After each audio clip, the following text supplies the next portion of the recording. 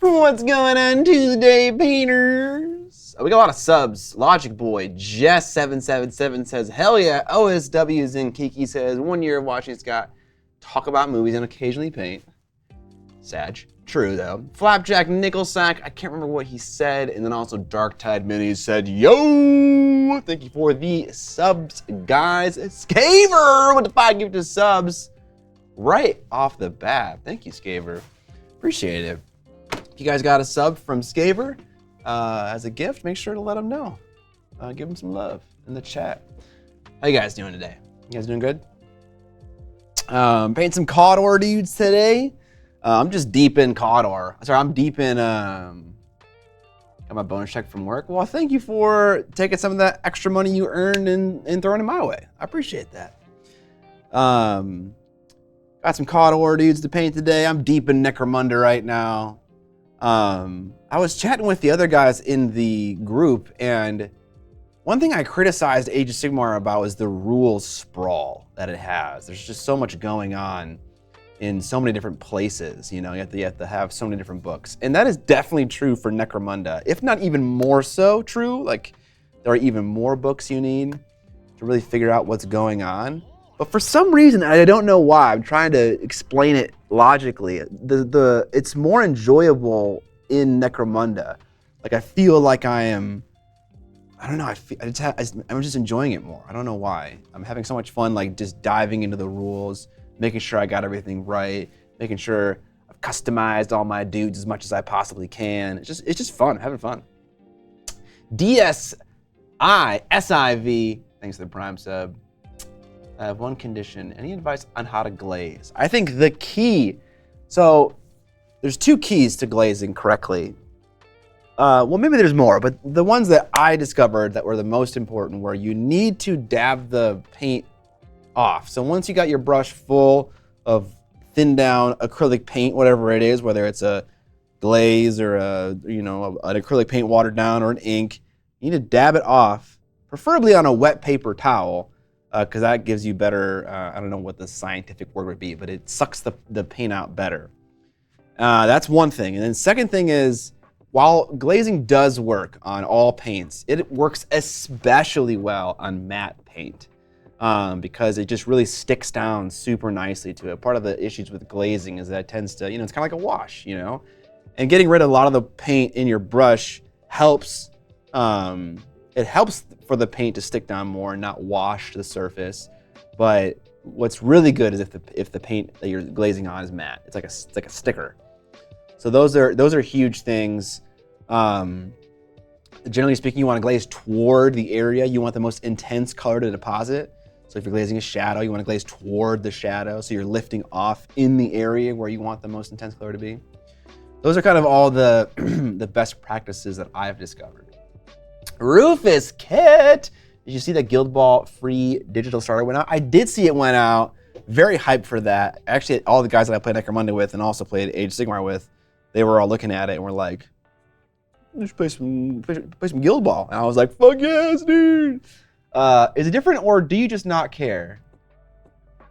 If you like the game, that's going to help a lot. That's the thing, Maybe I just. The thing is that the game isn't amazing, Necromunda isn't an amazing game.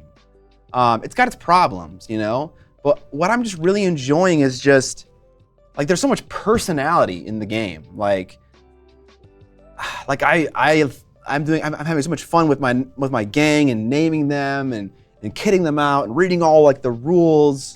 It's easier to write a list in Necromunda, but I would say that it takes longer than in Age of Sigmar because, like, when you kit out a dude, you have like a huge list of available options, and it's like obvious. It's like, okay, you have 1,000 credits. Spend those credits. You have to have a leader, and you have to have at least 50% or more guys with the rule ganger. Like that. Those are the only list writing restrictions. You need a leader. 50% or more have to be gangers.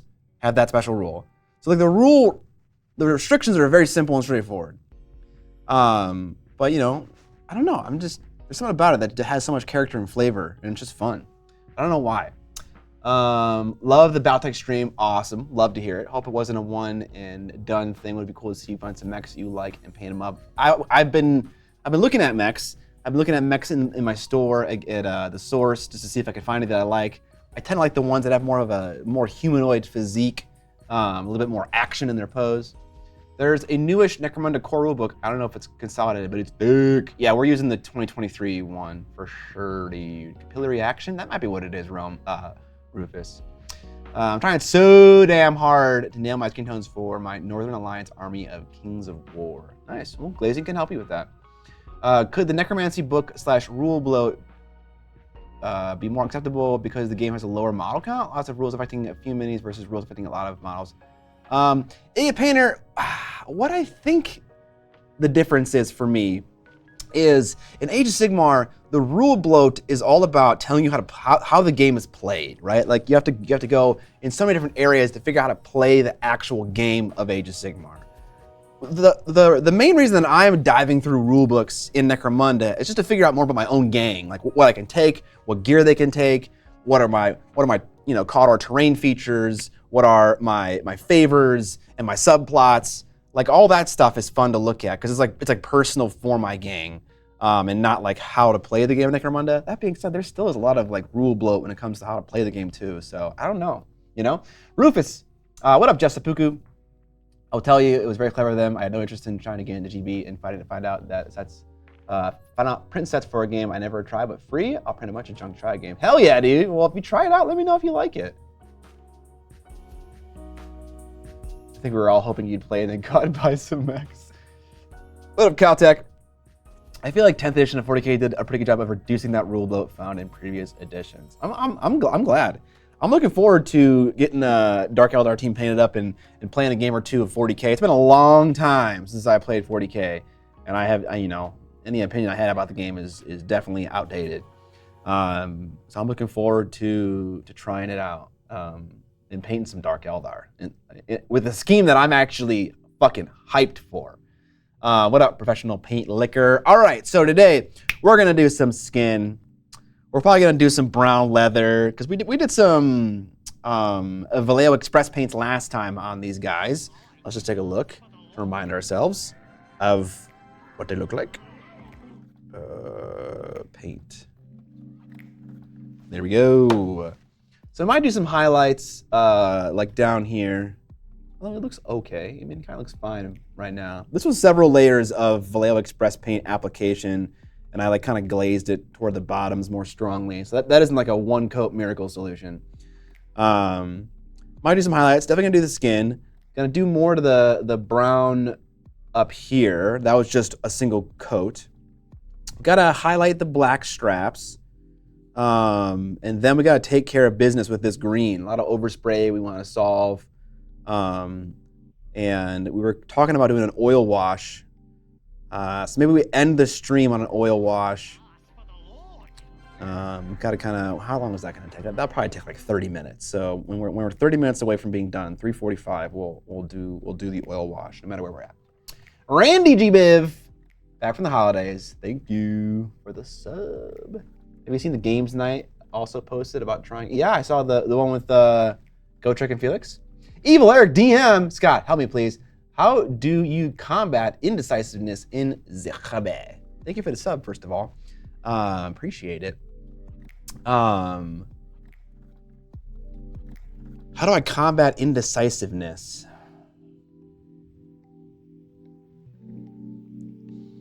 I think after years of just trying things and realizing that I can kind of dig myself out of any creative hobby hole that I put myself in, I became much more confident about what I can get away with. And so like if I have like a really fancy blend of like NMM silver, for instance, and I'm like, I kind of want to glaze like green in the shadows, but I might ruin it. It's like, well, whatever. I'll solve the problem if that does come to pass. Let's just send it, And so I think it came with time for me.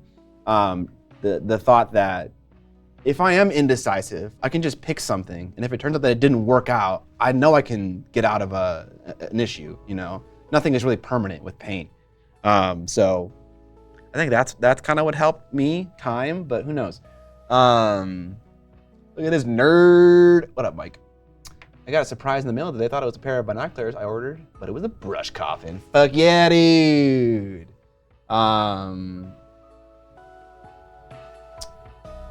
Eons. Oh, Jay, did you win? Did you win a game against your nemesis, bro? Don Haney. Don, I still have your email in my inbox unreplied to. I still want to get lunch or something like that, and I still want to have you on the podcast. I'm just trying to finish my masterclass courses before I do literally anything. And a little update on that if you're a Kickstarter backer. I finished Ben's. I basically finished John's. I have to just shoot like some footage of the finished model, and then I have to put it in the time then it's done. So I have to finish like one lesson, but every other lesson is done, and mine's like 50% done. So we're making some progress. Evil Eric DM. Is that 10 gifted subs? I can't tell. There's so many gifted subs that it actually goes 20. It was 20. Son of a bitch. Oh my God, dude. Thank you, Eric, so much, my brother. You don't have to pay me for advice, truly. You can just come in and ask a question, and if I see it in the chat, I will respond. No cash required, but it is truly appreciated. Thank you so much, guys. Thank you. Since Jason is not here, which Pro Acrylic paint is the tastiest? I haven't tried it yet. I actually realized that I have no Pro Acrylic paint in my office. At one point, I had the Creature Caster stuff. And then he sent me a set. And I know I loaned something to Curtis, but I didn't think I loaned 2 sets out. So I don't know where my fucking Pro Acrylic paint is. Appreciate that patience, Don Haney. Are there any future plans for overseas distributors? Yes, definitely. That is such an obvious like layup for me to figure that out. I didn't have a great experience with international distribution with my Kickstarter campaign, which is unfortunate, because if I did, then I could just use them, it'd be super easy. I know that Ollie from Broadsword Wargaming does some kind of distribution, but he isn't in there's Ireland is separated in 2 halves, and one of those halves is like the best for like international distribution, because it gets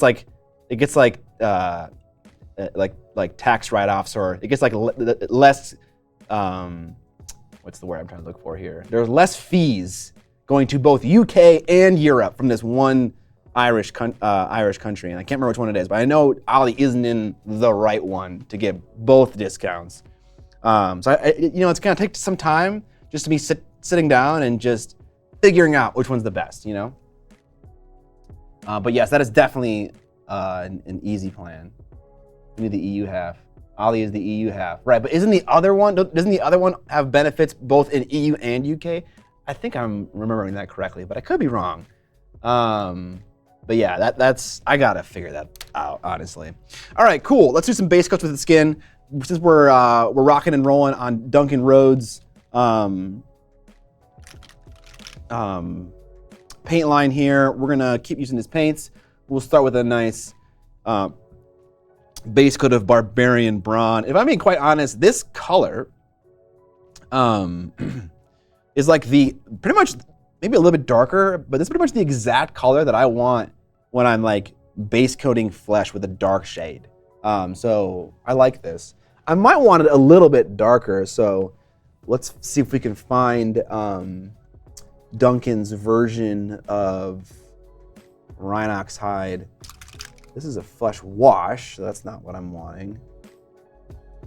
Everything just looks so milky and not deep and rich. Oh, what's this? It's metallic. That's a wash. It's not a bitch. Those are blues. Those are pinks and reds. Where's the chocolatey brown? Ollie's the EU half. I'm guessing that's a no on upcoming Miniac signature PA line. Here's what I will say about Pro Acrylic paint.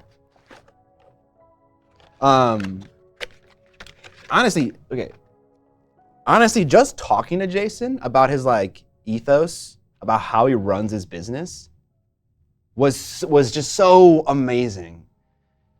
I don't know if you guys really realize how good of a businessman Jason Craze is, but like he puts almost, I mean, I don't know. I probably can't say he puts GW to shame because they're like fucking 30 times the size of him, but like he puts every other company to shame with his business acumen and like how he runs his business, how he conducts himself, how he develops new product. Like there were so many products that Jason develops that I was like, for sure, he found an OEM developer and slapped his logo on it. I was like, that is definitely what he did, like 100%. Which is, there's nothing wrong with that. But like, you know, I would love it if someone would like develop their own thing.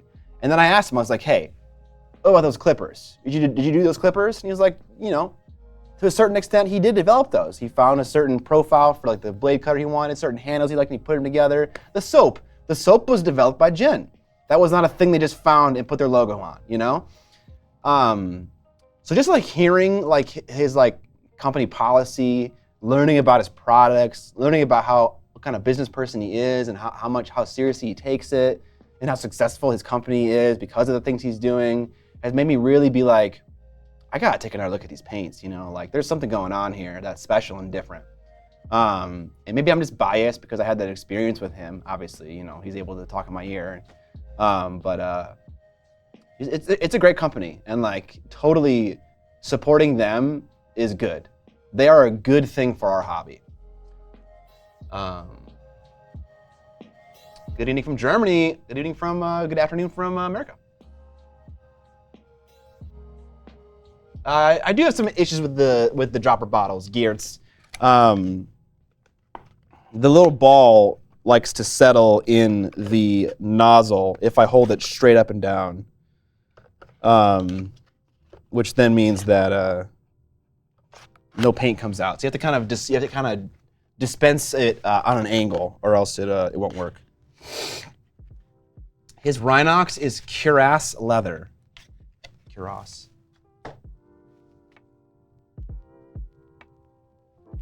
Appreciate the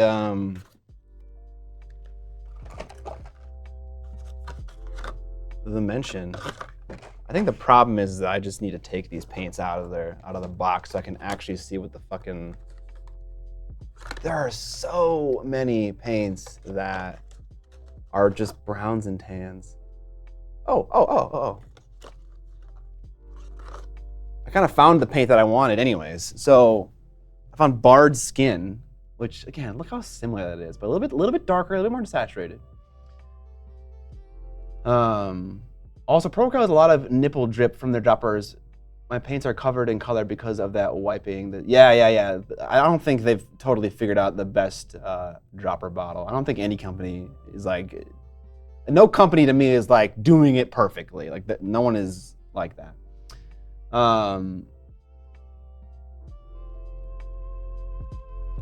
Nipple drip. You know, I kind of actually want the color that's a little bit more saturated, so. I couldn't find cuirass leather. Oh no, I just found it right here. Fuck yeah. Oh, so I found these two, boar's hide and cuirass leather. We'll try out both. We'll see how saturated they are. A little bit hard to tell when it's in the bottle. And yet we never seem to have the right brown color, even though there are so many. Let's see. This is the right one. Heartbeat Hot Sauce got it figured out, I think. Just needs to make its way to paint. Oh, it's a hot sauce. Oh, interesting. What up, Leo Paints? All right. Let's take a look at these paints. You know, one thing about Duncan's paints is that he doesn't have any kind of sealer in there. So they I don't know how good the cap is, but if okay, this is a nice. Whoever said that their Rhinox hide was cuirass leather is 100% right. That is a nice, rich brown color, but you never fucking know looking at it in this. I think these are some of the worst bottles when it comes to affecting the color of the paint. And so we'll do what everyone does and put a little bit on the tip of the paint so we can tell what the fuck these are.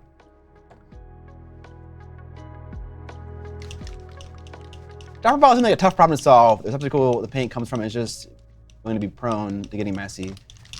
Yeah. AK has the same problems for me as Vallejo does. My gold from TTC is in need of replacing due to the cap getting gunked. I'm currently fuzzing around with the skin of my Blood Knights. I'm not satisfied yet. I think I need to revisit my whole concept of vampire skin to make it colder. I feel like what I did is to warm to interact right with the red armor. I feel like what I did is to warm to interact right with the, I don't know what you were saying, Justipuku. But what I do for vampiric skin, if you want to just steal mine, is I base coat them in deep blue from scale 75, which admittedly is probably a little bit too dark, but it's a navy blue. And then I highlight with a skin tone that's honestly similar to something like this. It's called sandalwood from scale 75. Obviously all skin tones have some amount of orange in them, but sandalwood in particular has much less orange in it, and it's much more red and gray, you know? And so with this color, once you build up from a navy blue, you get this sickly bluish mid skin tone, and then only in the final highlights does it begin to warm up and look like skin. I'm really happy with that as a plan. Okay. Let's paint some skin. Today we are rocking the Mindwork Games size 2 brush. Really happy with those paints, or those paintbrushes. This might be dark enough for the skin, honestly. They're just gaming figures, so I don't need to like fucking have omega contrast.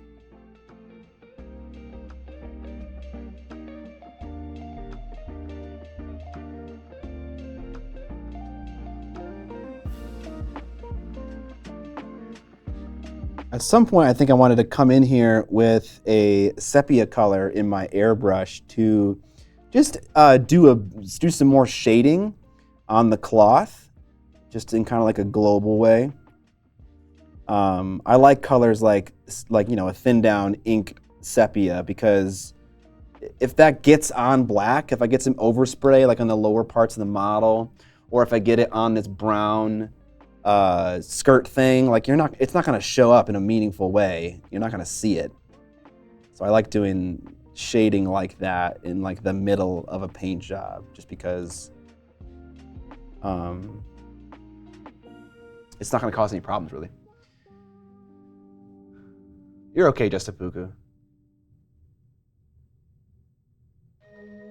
What up, Bad Taste Aficionado? Glad you're here too. Those brushes not released yet. I'm trying to keep a list for when my broken toed brushes finally wear out, but I don't see them on the website. I don't think they, this is the dumbest thing. So they paid for a sponsorship for those brushes to run on my channel. But I don't think you can buy them if you're in America.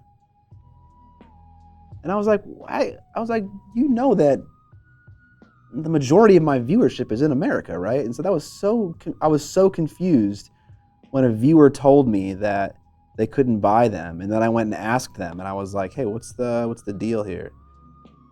By the way, guys, if you ever have an issue with one of my sponsors, if like a code isn't working or any issue, and you comment on my video, I will follow up. I will go and figure it out.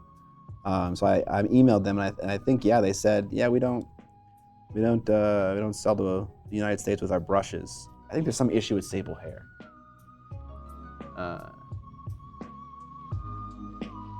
One of my favorite colors for mixing highlights. I'm a basic bitch. I like Vallejo Ice Yellow, and that's kind of all I really use. Oh no, you know what? I also use Arctic Blue from scale 75. And I also use Field Gray very selectively, also from scale 75. Basically, I use a color that's close to white, but also that is tinted with some kind of color. Oops, I got some.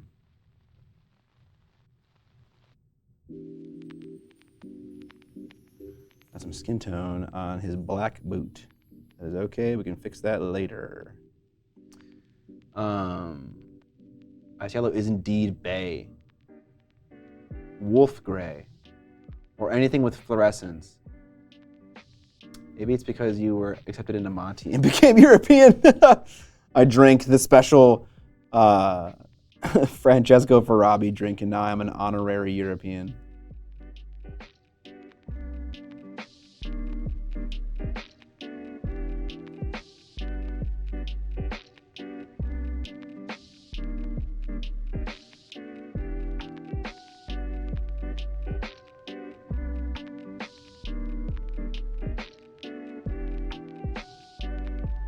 Also, I'm sorry about the lack of videos, guys. I do know that there are a lack of YouTube videos right now. I'm just trying to take care of business with my Kickstarter so it can just be done once and for all. I have some fucking exciting videos planned for this year though, so I'm really looking forward to getting back to making YouTube videos quite a bit. They can keep their brushes. We want the healthcare. Is it true that was his own home brew? Yeah, he makes the drink. It's crazy. Johnny Mac, thank you for the sub. Appreciate it, homie. Appreciate you. Give us a teaser taste. I am gonna make a sick LotR video for sure a video about Necromunda. Which is probably just gonna have like a lot of things in it. Like, here's what I have to do for my Necromunda group. I have to convert my word speaker to have a greatsword instead of this giant staff thing. I need to paint a couple gangers, so I have my whole team. I need to convert a guy to have a long rifle. And so it's gonna be like a little bit of everything, which I'm like really looking forward to.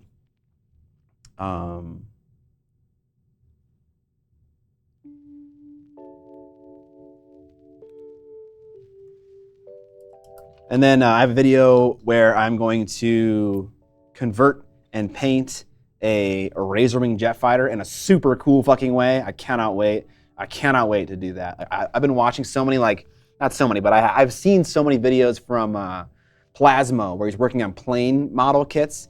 And like, there are so many cool things you can do to model kit planes that people don't do to model airplanes in Warhammer 40K. And so I'm gonna do all those things. I'm gonna make a huge custom decal of my logo, the Cabal of the Burning, or the Cabal of the Withering Sun. And I'm gonna weather it, and I'm gonna give it a sick fucking flying base. It's gonna be so cool. I cannot wait. So I got a 40K Necromunda video planned. I would love to make a video where it's turning my Wood Elf army into a playable old world army. Oh, I have a video where I'm gonna paint one of the rarest GW models that they have ever produced. And I kind of want to keep it a surprise as to what the model is. Because no one's ever gonna guess it, because I didn't know it was a thing until this person gifted it to me.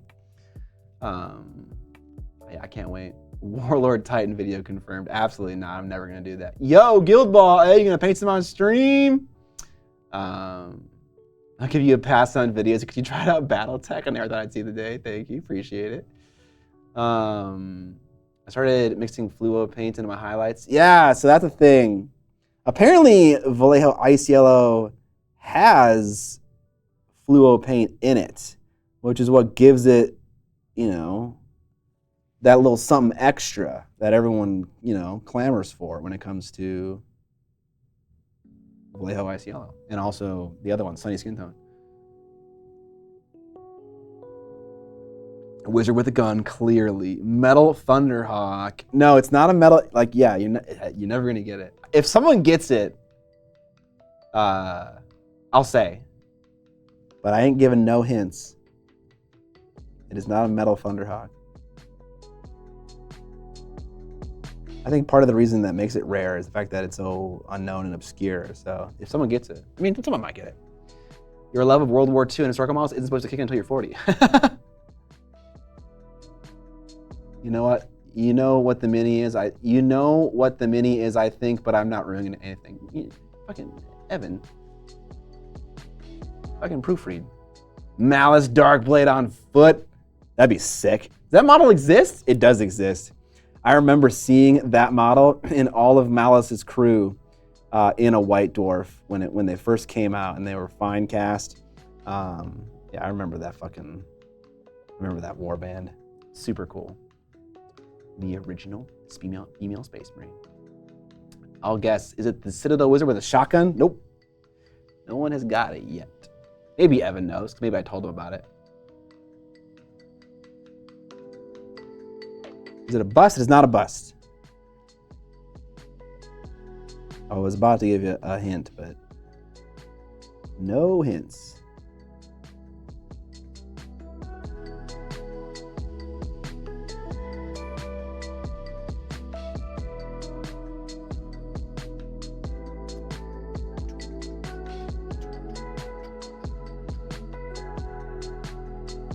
It's a dwarf. It's not a dwarf.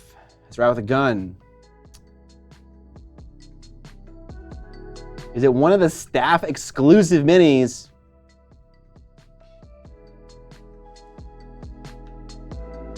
You kind of guessed it. Where's my 1998 mail order catalog? I don't think it's anything you could order. That's what makes it so rare, is that it wasn't a thing that was ever available for retail. But GW did make it. Oh, there's a hint, I guess.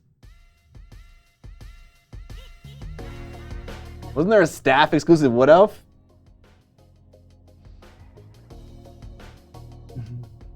Oh, Minotaurium got it. It's a 54mm-ish Wood Elf miniature that was a staff exclusive at one point. Bingo.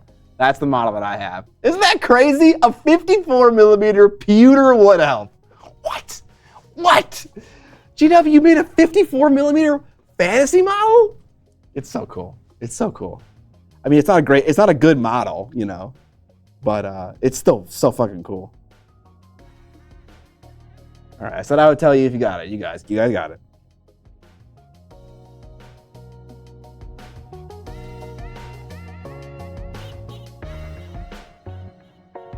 Nice. Ah, okay. That's the one you were thinking of, Rufus. Gotcha, sir. Yeah, that's the one. Not a bust, but a 54mm fucking Wood Elf model. That's so crazy, dude. Someone at Adepticon gave it to me. And the deal was that I'm supposed to paint it before this Adepticon. So I got a month or so to put that video out.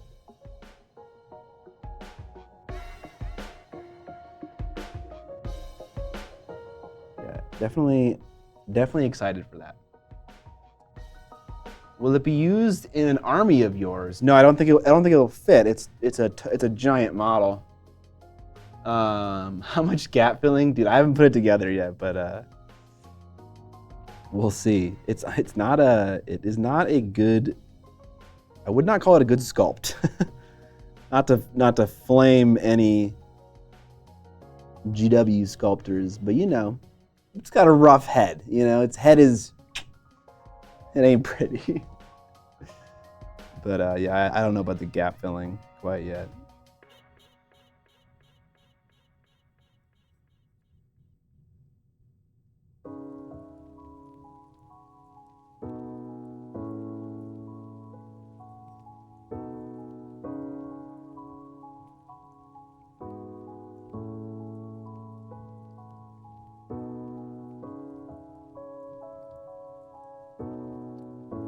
Sometimes it's hard to tell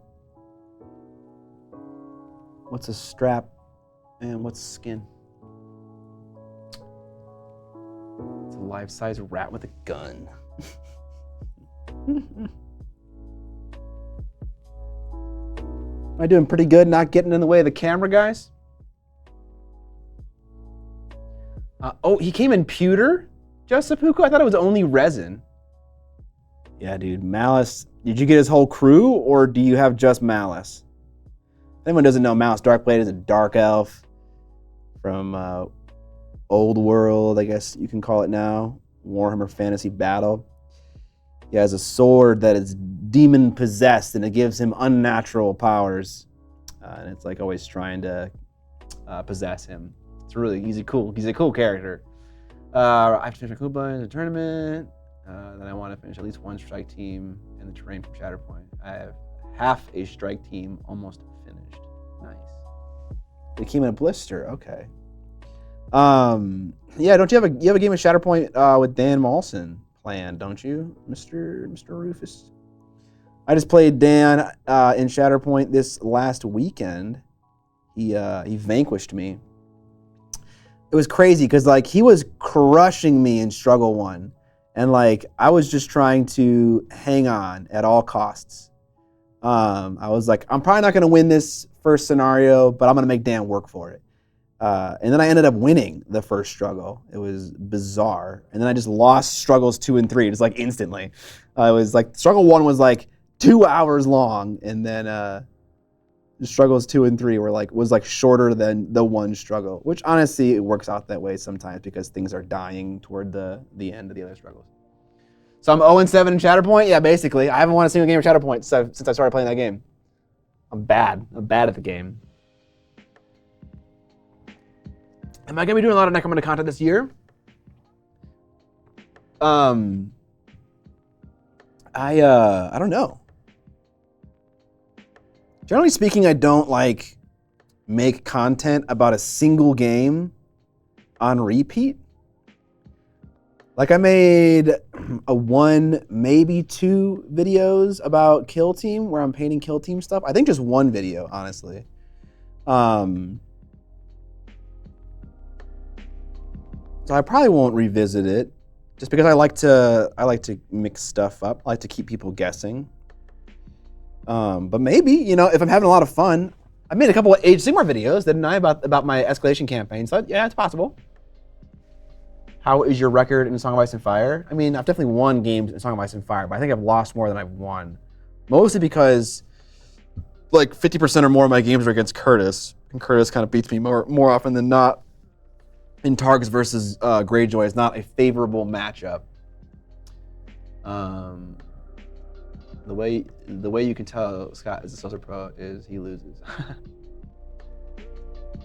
Cool, yeah, that'd be cool to see that Malice Darkblade model. I just started a campaign in my city and I've only played 1 game, so I'm pretty hyped about it. Dude, you and I are in the exact same situation right now. We just started a campaign and I played 1 game, and that's literally it. And I can't wait to play my second one. Because I think if I play my second one and I finish painting these dudes, I'll have enough experience to like level up my gangers and shit. And I'm excited about that.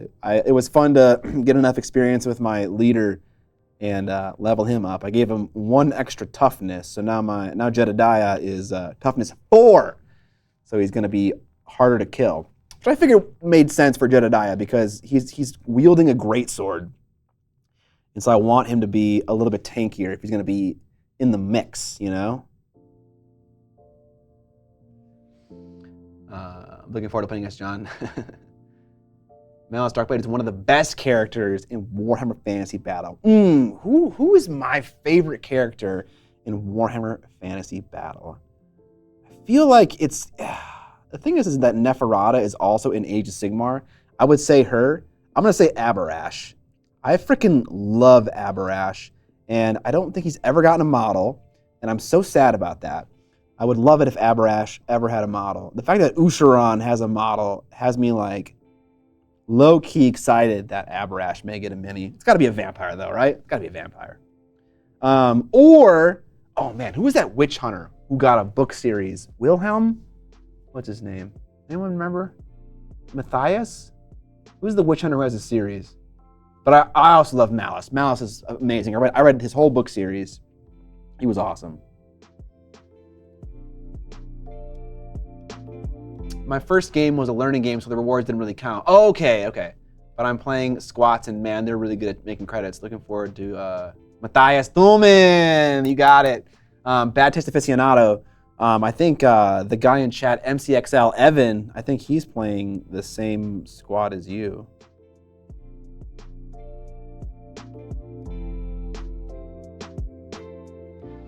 I'm gonna get paint on this collar. It's like unavoidable. It's okay. I'm just gonna hit it with a single highlight on that edge, and it'll cover it all up. I still have to highlight the green with a paintbrush. One of these guys is bald. I should have kept their heads out of the thing, because they're virtually impossible to paint when they're like kind of like in this thing that they're in. I can if I accept the fact that I'm gonna get paint issues, then I'll just, I can just jam the paintbrush down there. It's whatever. I don't care about problems. Dwarves. Most frustrating trilogy in the old world. I'm still waiting for the next book that probably will never exist. Oh, Matthias Thulman never got his third book. How are you feeling about Henry Cavill Warhammer 40K movie in the works? I am, it's probably gonna suck. It's probably gonna be a bad movie, but it's a 40K movie. It's gonna fucking rock, right? It's not gonna be a cinematic masterpiece. Probably not, but if it is, I'm fucking here for it. But it's gonna be it's gonna have sick score. It's gonna have sick visual effects, probably sick action, probably, and I'm gonna enjoy it for those reasons. Have I read the Von Carson trilogy? Have I read the Von Carson trilogy? Bro, look at me. I'm a pale white boy, of course. Of course I have. Yeah, I've read it. It'll be exactly. Garrett's nails it in the chat there. He says it'll be like the World of Warcraft movie. I think so too. I think it'll be just like that. I hope I'm wrong. I hope that it's going to be an amazing story as well. But they probably won't be. So is Cavill directing the movie, or do they have is there a director who's named yet? Correct answer. Yeah, I've read them all. The first one I think is the best one, which I think is called Inheritance, or is it Dominance? I can't remember what it's called, but that one is my favorite one. They kind of get weird in the end. There is there's like a new vampire Age of Sigmar book who it features a vampire on the cover who has black skin tone and has awesome armor. I think it's at my house somewhere. I picked it up just because it looked cool. I haven't read it yet though. Can't remember what it's called. Scott, where is the VOD of me painting my dwarf? Probably lost. Did the stream freeze or am I tripping? I hope it's a 3-hour video game cinematic, yeah. I hope it's more like Dread with Carl Urban, but I have a fear it's gonna be like Black Adam with The Rock. Dread is a legit movie, that movie is really good. So, that movie isn't like a cinematic masterpiece, but I would still call it a good movie, I would be amazed if the 40K movie came out as polished and put together as Dread. But I'm here for it if it is. We'll know depending on if Cavill walks away from it or not. Cavill is the EP over the entire Warhammer. Oh my God. Holy shit. Okay. That's crazy to me.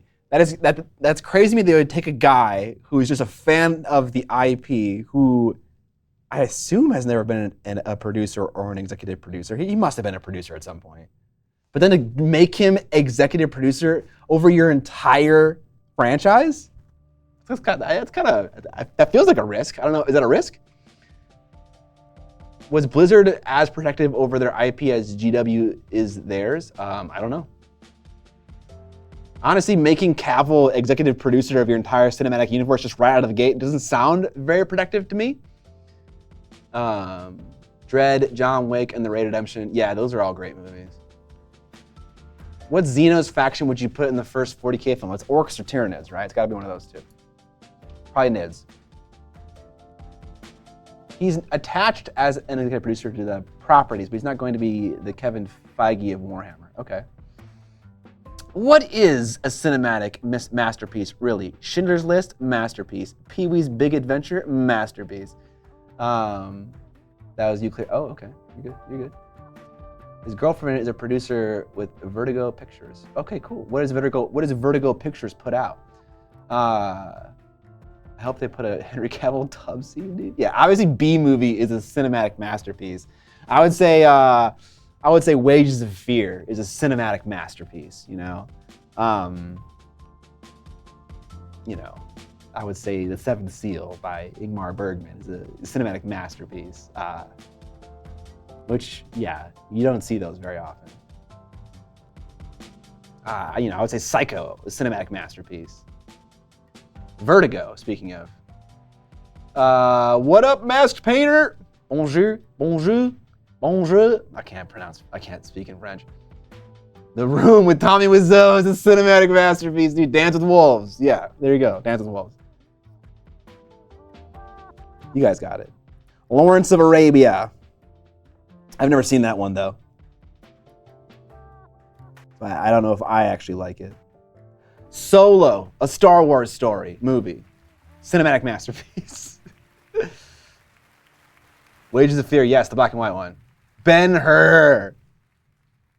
Your eyes are full of hate, faulty one. Hate's good. Keeps a man alive. Gives him strength. There's a lot of Turner Classic movies that I've end up seeing because my mom she always played those movies when she was folding laundry, and I was like a little kid. She was just always playing TCM, the channel TCM on the TV, and so I've seen so many of those old movies. The greatest chariot chase scene ever. Hell yeah, dude. We need Henry Cavill Tup scene, dude. Fucking yeah, dude. Henry Cavill, if you are watching the shitty VOD, or if you're here right now, dude, and you want to be on my shitty podcast, please contact me, bro. That'd be amazing. Labyrinth. The Thing. That's the other thing. Yeah, Nosferatu. The Thing could definitely be considered a cinematic masterpiece. Oftentimes when you get into the horror genre, people get weird, They're like, I don't like horror. It's not a cinematic masterpiece. Or it's not amazing movies.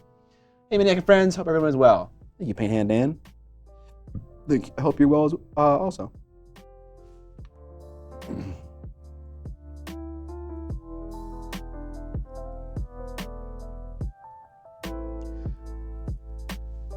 Like, is The Exorcist by William Friedkin an amazing cinematic masterpiece? I don't know. It's got a little girl whose head spins around and pukes everywhere. So it's kind of hard. It's hard. You know?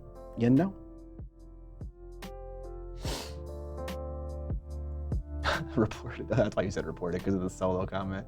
Speaking of Solo and Donald Glover, the new Mr. and Mrs. Smith show on Amazon is real. Oh, it's a show. Nice. Paint Hand Dan says that Exorcist is 100% a cinematic masterpiece. That phrase is now starting to lose all meaning in my head. I keep saying it over and over again.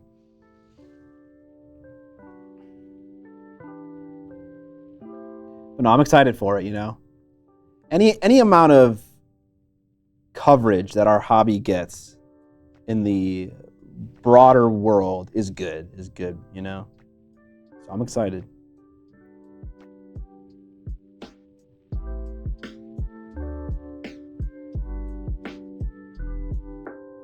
Vertigo recently made the new It movies and Dr. Sleep. Okay, cool. The first It movie was a stressful banger, dude. That one just made me want to I needed a break after that movie. You ever watch a horror movie and need a break? Holy cow, I'm terrified. That's how I felt after I watched that one. Do you have any skin showing on your little leggies? Hard to tell. I don't know. Oh, you got some ankles. You got some ankles showing.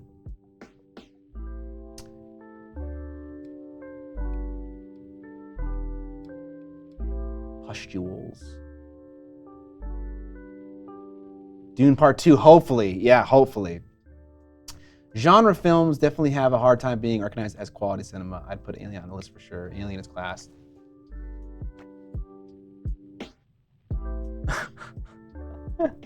The 40K movie better have a Star Wars-ish title crawl with the rulebook page 1 speech.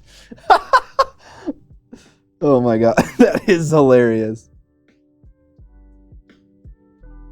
Yeah. I don't know who said pustules in chat. Rufus, you said pustules in chat. These guys seem like they got some pustules, which is maybe why they're wrapped up so much, because they're leprous and sickly. Rebel Moon made me take a break. Why did Rebel Moon make you take a break? Because it was so fucking trash? That movie. That is exactly what I imagine the 40K movie is going to be like. The good and the bad. Rebel Moon. Man, if they got Zack Snyder to direct a 40K movie, I think I'd lose my shit.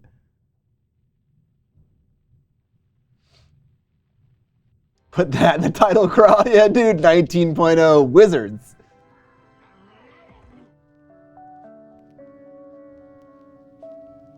My man screwed up. He said his film Dune 2 is going to be the empire of our generation. Oh boy.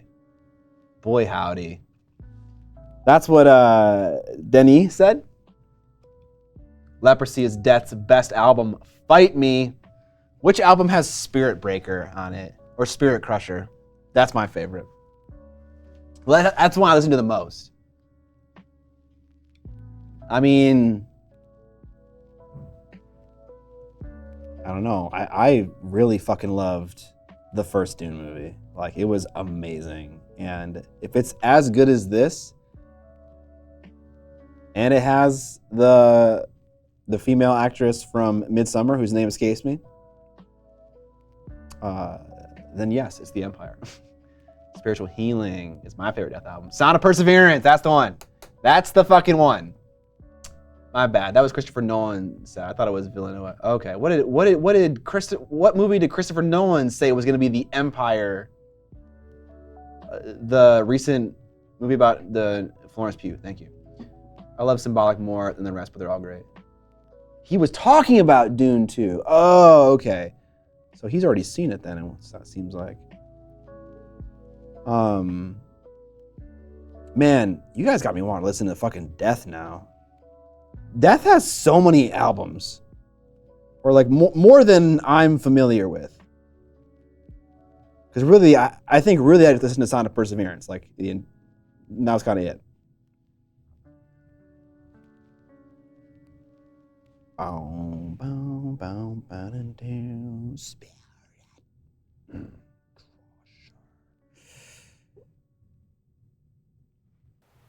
Scream Bloody Gore's goated. Also, the Soulback Grimlord book you were thinking of. Thank you, The Last Volari. Boom! Key and B coming through 20 minutes later. Love ya. You should make that mini wear a pair of Nike running shoes, high tops. Just put the swoosh on the side.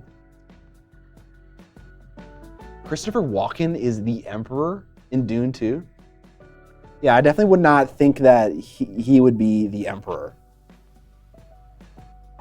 Florence Pugh is the daughter of the Emperor, right? That's her role, I think. I haven't watched a single one of the trailers. So I don't know if any info is shared in those. I haven't seen it. What up, this Spain of plastic? Sorry, I had to find out my bookshelf. You're good, you're good. I'm here for Walken being Emperor. Princess Urulin. Yeah, that is a little bit of a weird casting choice. I don't know what the deal. I mean, like, we'll wait. We'll see. We'll reserve judgment. I don't know why Walken reminded me of this, but yesterday I was playing Jaws of the Lion with my friends, and my friend showed me the scene in Fellowship of the Ring where they're like talking about the plan to destroy the ring. Except every single person's face and voice is replaced with Arnold Schwarzenegger. And it's fucking hilarious. The very last part of the video is the best part. But the whole thing is hilarious, dude. Corridor Jump saw that. I hope Walken gets to dance like that Fat Boy Slim video. Yo, more COD or goodness. What up, Jetsam and Jay?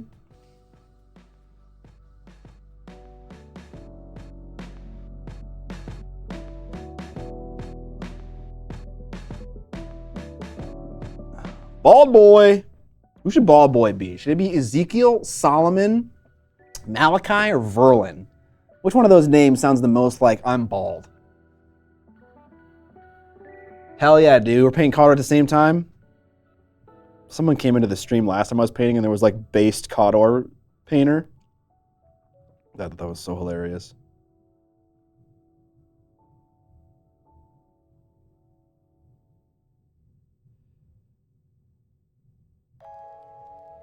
Cawdor is good, man. Why isn't there a Dune miniatures game yet? There's kind of a Dune miniatures game. There's a game called Dune War on Arrakis by Simon that has a lot of miniatures, but it's a board game. But yeah, you're right. Why is there not a Dune miniature war game? Because there's enough content there to have a bunch of interesting minis.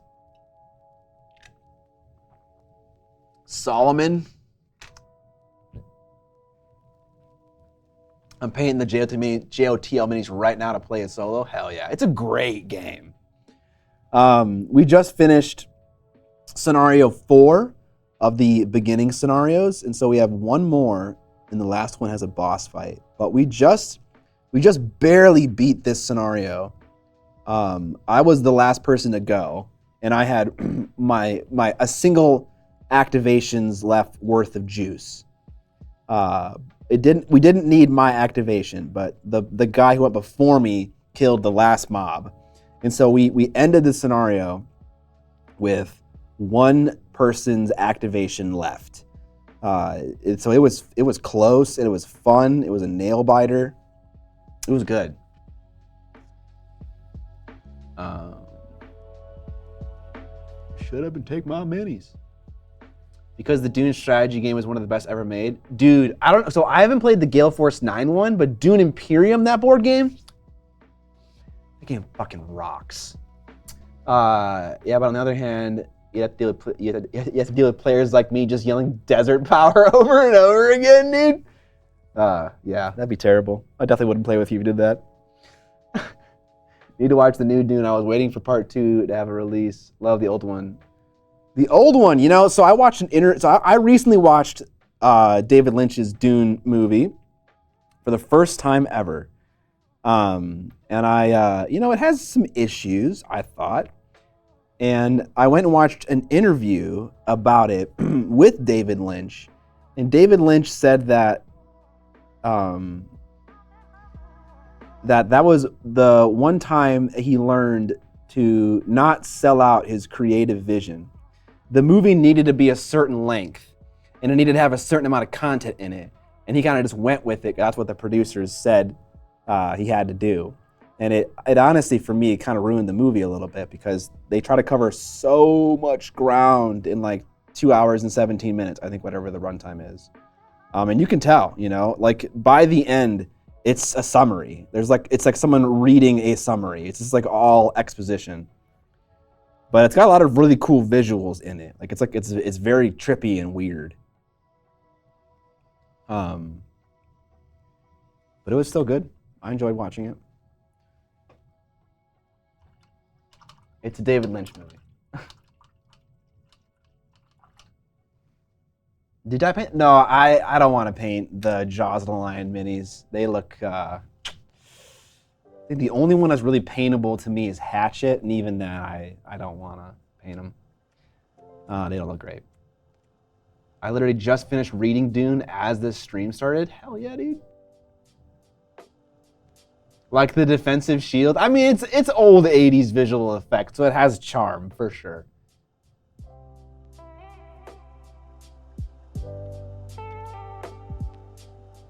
All right. That took longer than it should have. What's the next color we're gonna use? Dwarven Skin. The shield, looks a little rough. You're right. But it's fun. It's fun. I haven't watched any movies lately. Oh, actually, you know what? My wife has never seen The Lord of the Rings, which just like wounds me. But I convinced her to watch the trilogy, and we've watched half of The Fellowship of the Ring, all the way up to the meeting in Rivendell. And we were watching the second half today. And I gotta tell you guys, There were so many moments in the beginning of the movie where like I am trying to not cry. And I don't know why. I feel like a wuss. But like it was just so special to watch this movie with my wife who's never seen it, and it was so impactful to me in my childhood. And the beginning is just all good vibes, you know? They're in the not the very beginning. The very beginning is kind of bad vibes actually. But once you get to the Shire, they're having parties, they're hanging out, they're being, Gandalf being Gandalf, fucking Merry and Pippin are being Merry and Pippin. It's such a good feeling. I was just like holding back tears, and I feel so lame saying that. That's the truth. It's amazing. I feel you. We're passionate, and we grew up watching this. 100%, dude. 100%. The Shire is my home away from the home. Hell yeah, dude. It is that powerful. I'm with you. Oh my God, I'm so happy that everyone was with me. My son and I watched it together. We've been trying to get into the game. Nice. The opening scene of the Shire always gets me. Yeah, it really got me, dude. Ditch that toxic masculinity programming. Real men cry. For sure, dude. For sure. I'm going now. Goodbye. Yeah, fucking Bilbo just pieces out, dude. Yeah, I know. I can't wait. So today we're gonna watch obviously the Mines of Moria, that whole part, the Watcher in the Water. Can't wait. I'm getting hyped just thinking about it. Truly. If I could turn my house into the Shire, I would. Dude, yeah, Bilbo's house is amazing vibes. Holy cow, that'd be amazing to have a house like that. So chill. Lord of the Rings was always my stick day watch. 12 Hours to Kill. Heck yeah, dude. I love that. That's awesome. Feel strong, man. I will take the ring, but I do not know the way. Or like the ending of the Fellowship, which we'll also watch. I kind of mansplained to Amber like why Boromir has so much animosity toward Aragorn, because it's not super obvious, I think, in the movies. But the ending of the movie where Boromir calls him his king, like, dude. Beautiful. It's a beautiful moment. If my future girlfriend doesn't cry when Arwen finally gets to kiss Aragorn, I need to flee ASAP. I went to New Zealand on a Lord of the Rings tour for my honeymoon and had the theming for our wedding too. That's amazing, dude. That's amazing. I have a few need to get a good cry movies. Yeah, it's awesome. One does not simply understand the animosity between men. I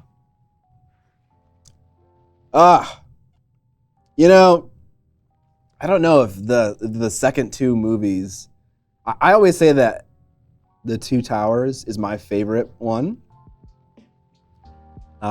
Just because of Helm's Deep, and Helm's Deep is just so epic. But I don't know if they have the same vibes as The Fellowship. I don't know.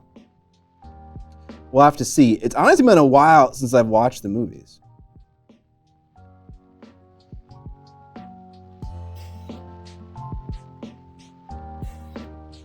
I mean, every movie has its emotional moments for sure, right? Especially the last one. When Sam is fucking carrying Frodo up Mount Doom. That is a very good moment.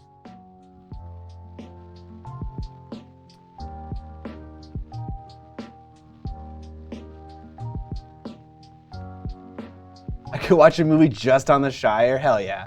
Totally. Wait till I have to explain the Eagles scene. I think the Two Towers is a little more dramatic than the Fellowship. Okay. That scene that always gets me crying is Gilby telling like that's what oh yeah. You had me at my captain. Bonsoir. Does that mean goodbye in French? I always thought Two Towers was my favorite, but Fellowship has surpassed it in recent years. It's just a classic fantasy. It totally is, you're right. Epic quest. Fucking getting the group together, dude. Also, there was a thing I noticed in the Fellowship that I've never noticed before. In A Shortcut to Mushrooms, if you guys know the book, I think that's the second chapter, when all the four hobbits are hiding from the Ringwraith who shows up. Maybe I did notice before, but I noticed it for real this time. When the Ringwraith shows up and he's looming over them, there's a little bit of screen to the right of the tree, and you never see the ringwraith cross over the right side of the tree. He just appears like an apparition on the left side of the tree. It's a nice little cool detail.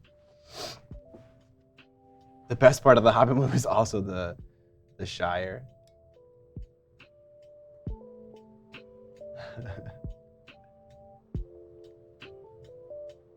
He's one of them ranger folk.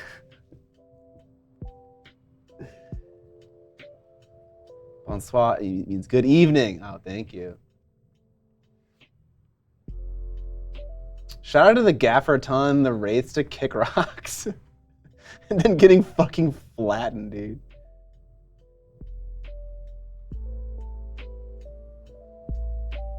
That'd be awesome, Tuffekins. That would be awesome.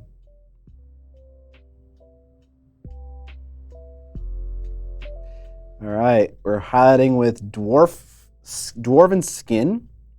Dwarves, Evan. Keeping some of that shadow in between those fingies.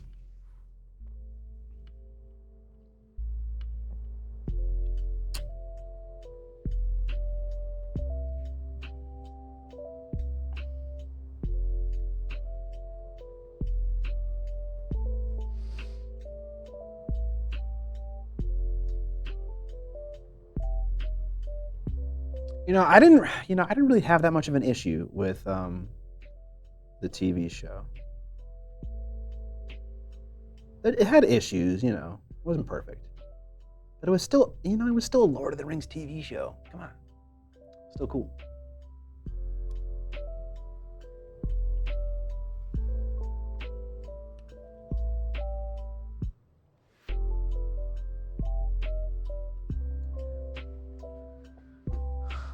Evil Eric says he thoroughly enjoyed the Rings of Power. Hot take, Rings of Power is better than all 3 Hobbit films. I feel like I need to watch it again. I'll take sexy young Galadriel fucking slaying trolls, I'm cool with that.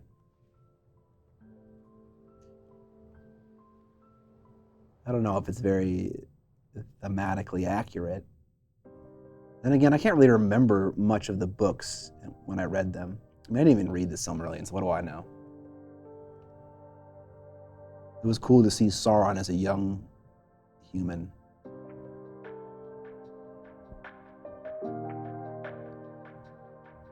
But I get the critiques, they're valid. I would rather watch a shitty Lord of the Rings show than not have any more Lord of the Rings media in existence. That's fair. I'll argue that the first Hobbit film is better, but I'll put it over the other 2. Rings of Power is best comedy, never laughed so hard at a show.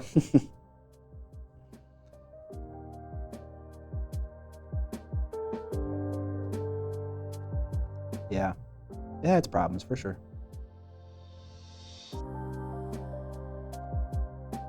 What was worse, the Rings of Power TV show or Solo, a Star Wars movie? Scott Melville only read the Silmarillion. You've only read the Silmarillion, not the Hobbit, not the Lord of the Rings.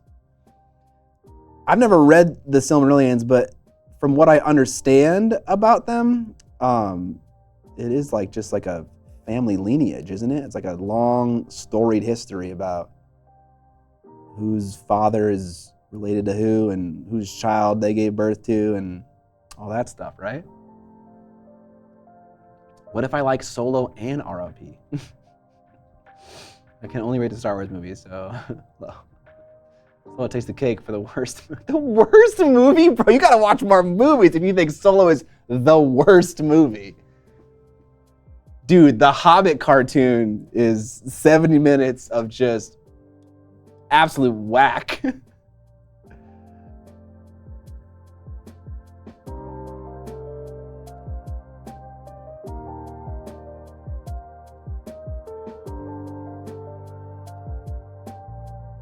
The Hobbit movie is crazy, or the cartoon. Yeah, okay, thank you. Paint Liquor says Neil Breen movies exist. Yeah, Neil Breen's a stunner, dude.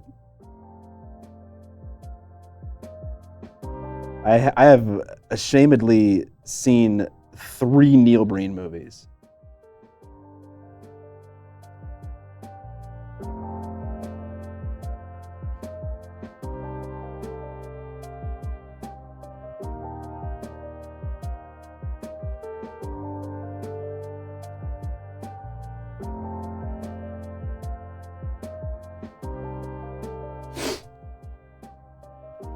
Uwe Boll. I don't know who Uwe Boll is.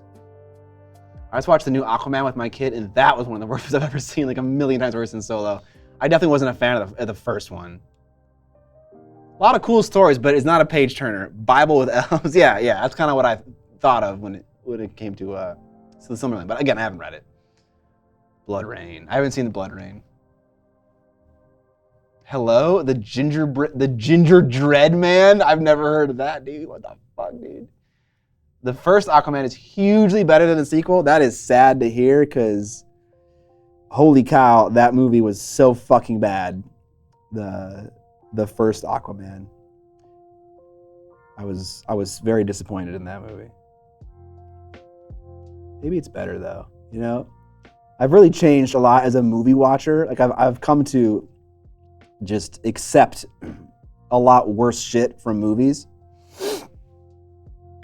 All right, I think we'll do one highlight down here on like the knees and the lower elements, but not more than one.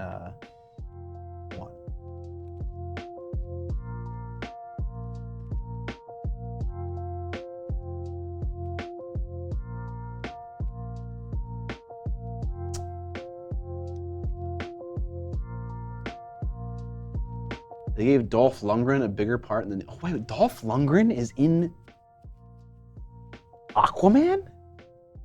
Ginger Dread Man and the Evil Bang, same world, Full Moon Production Films, solid hold turds. I've never heard of this movie.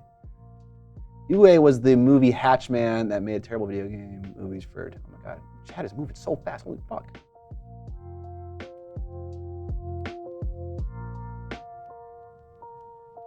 It's just Dolph as himself. What? He's one of the kings? Okay. I've come to love a good Tubi flick. You know, I feel you, dude. I mean, I buy Blu-rays of terrible horror movies just to watch. Like The Bees, man. You ever seen The Bees? That movie is a fucking riot, dude. I realize they mostly make movies for people who see movies, and that's the most thought that goes into it. Do you watch the extended or the theatrical? For Lord of the Rings, absolutely the extended. That's why we have to split the viewing sessions with my wife into 2 sessions, because they're like 4 hours long each. Speaking of random cameos, the SpongeBob movie with Hasselhoff is amazing. Hasselhoff? The fuck? That's incredible.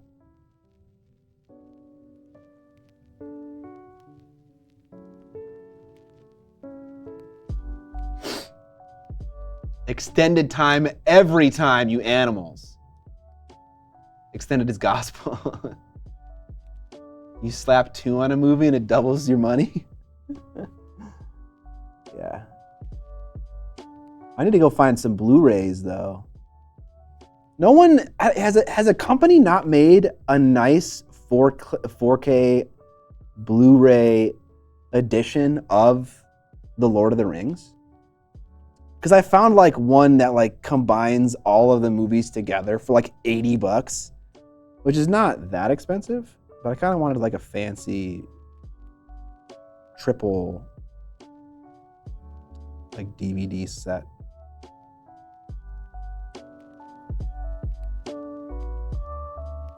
Remember when you used to go to the rental place and there'd be these films that were hastily released to coincide with big movies with similar titles? No, I don't remember that. So Tubi has stuff like that. You ever watched The Last Drive-In with Joe Briggs on Shudder?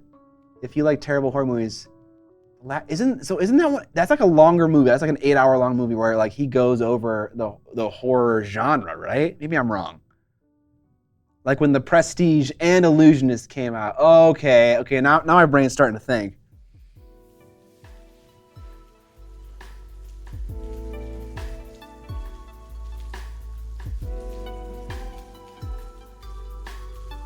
is better than Transmorphers. Color Out of Space, bro.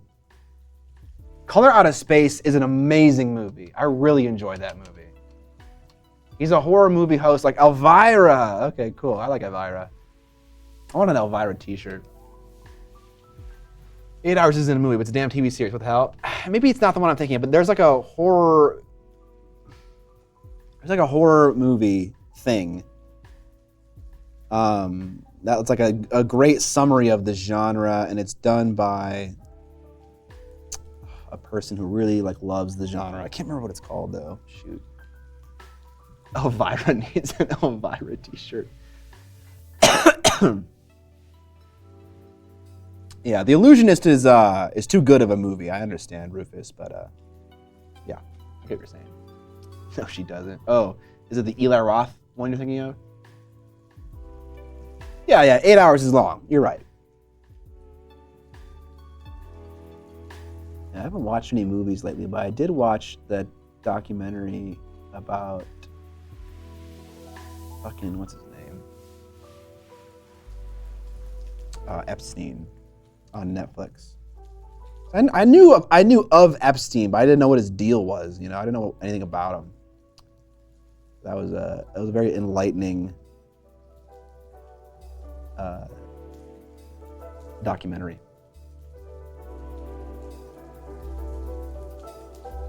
Mockbusters. I got a buddy who works First AC, and apparently Eric Roberts get Fed's line through an earpiece. Yeah. Alien, Predator, Sharknado, American Battleship. You know, I've never seen those movies. Color Out of Space only happened because of Mandy, which is one of my favorite films ever made. Mandy and Color Out of Space are both good. They're both good.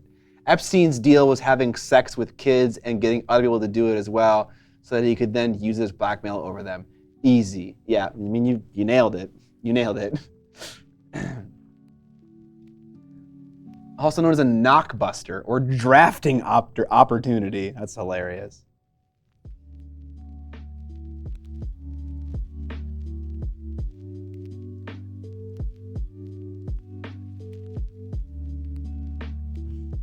Mockbuster. That's funny.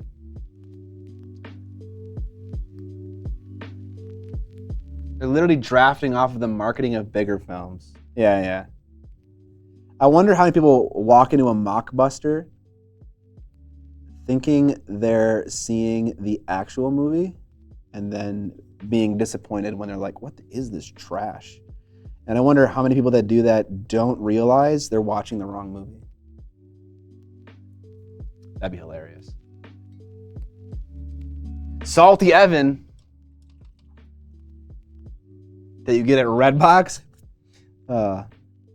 The last time I used Redbox, I did like a week where I took off of the internet. You know, I wasn't on the internet for like a week just to like try it out as an experiment. And yeah, I rented movies on Redbox because I couldn't get them on the internet. I don't know. I've seen Willy's Wonderland. That movie's awesome. Yeah. I think I need a little bit of a smaller paintbrush. Let's see if we can find one. Yeah, I also enjoy Willy's Wonderland. Redbox sounds like a delightful escape. It is. You know, there's something that's really nice about having a limited number of movies to pick from, right? As opposed to like, oh, I have a HBO Max, Netflix, Hulu, Amazon subscription, and I'm gonna go find one. You know, it's like that's just way more daunting than just like having like 40 movies to pick from. Nick Cage's new stuff has been unhinged, and I've been eating it up. Yeah, I saw Renfield recently. That one was crazy.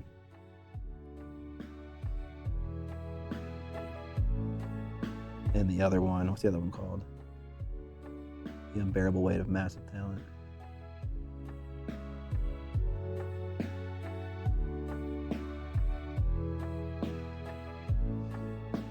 paintbrush actually isn't amazing.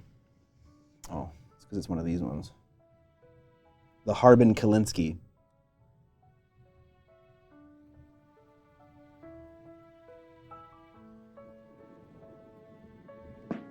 Just trying to get that nice break between lip and tongue.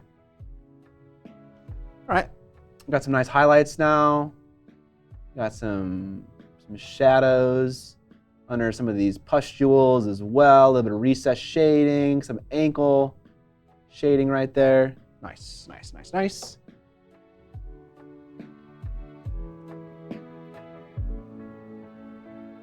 Apple Vision Pro should be browsing movies on streaming services like walking in a Blockbuster. Whoa, that'd be fun. That'd be fun. Holy shit. The Green Room is great. I agree, it is. Underrated Patrick Stewart as a villain. Yeah, dude, it's good. Steve Buscemi as Emperor of Mankind, dude. Oh my God, that'd be amazing. Is there an alternative to licking paint? Yeah, I would say the one of the next best things is just having a wet paper towel right in front of you, right where you're painting, like right behind you, that you then just run on the paper towel and spin. The thing about the mouth that's so nice is really the proximity, right? You're able to vacate all of the paint out of your brush and then get right back to painting because everything is right here, you know? You're like, bap, bap, bap, and then you're right back in it. So like the paper towel is pretty dang close. So like that would be a next best thing, I think. A wet paper towel.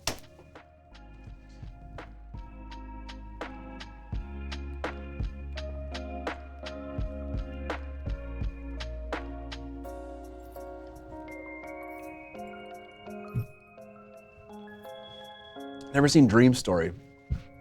There's a lot of Nick Cage movies that I've never seen. Like I haven't seen all the classic ones.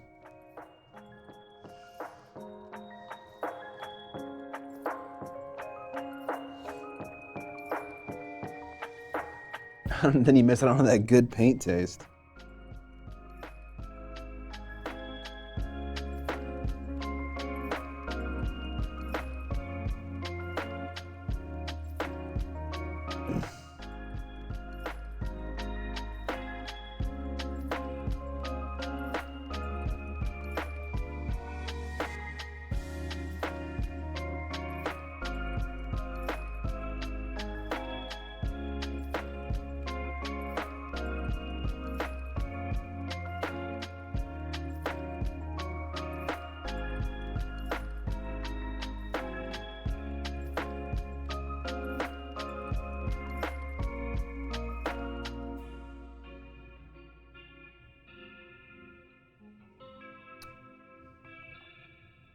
Do different colors taste different?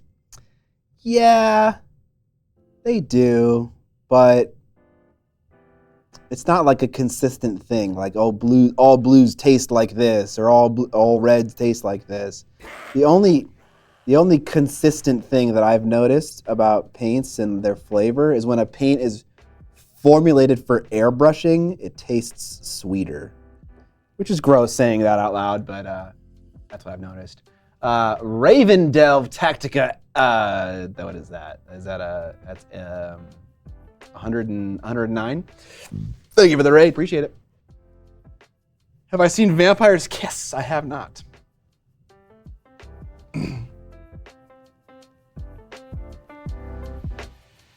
That's 19? 19? X1X or XIX is 19? Oh, because 100 is C, right?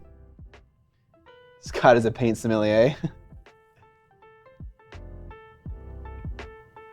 Put that at the top of your Nick Cage list. Okay.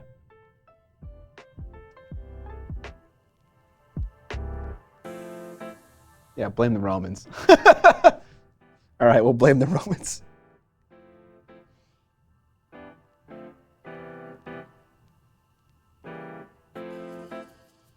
Turns out I don't understand Roman numerals.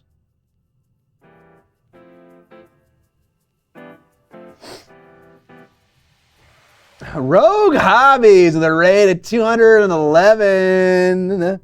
What up, Louise? I hope you had a wonderful stream. Thank you very much for the raid. What were you guys doing in the stream? We're painting up some LotR here, and we're talking about movies, talking about mockbusters and all kinds of stuff, dude.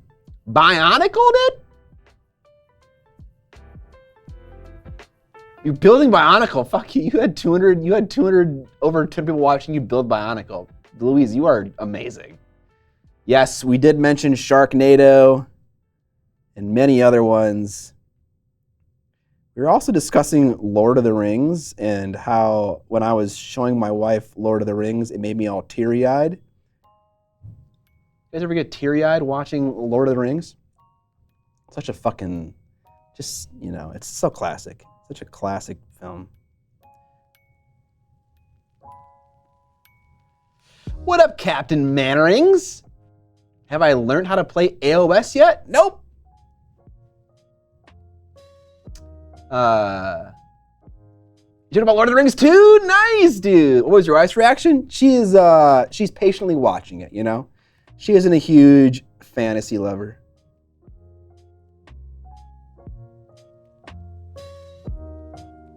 And so she is calmly tolerating it.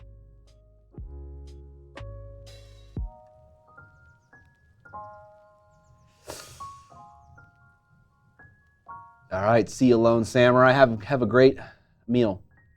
I cry whenever Theoden buries his son in the last hour of the Turn of the King. Yeah, dude. Best trilogy ever made? I think I would agree with that. But how about my green Bionicle? It was the Legolas one. Dude, was there a green Legolas Bionicle? I gotta admit, I never really got super into Bionicle. I had like a thing with Lego when I was like a super young kid. But it never advanced very far beyond that. But I remember liking Bane Blades though. I was too cool for Bionicle. 100%, dude. I was too cool for Bionicle while I was painting my plastic toy fucking soldiers. Yeah, I can't think of another one that comes close. Whenever Carl Urban shows up in Lord of the Rings is when I tear up. Lol, dude. It had hatchets for hands. Doesn't sound very Legolas. Legolas-like.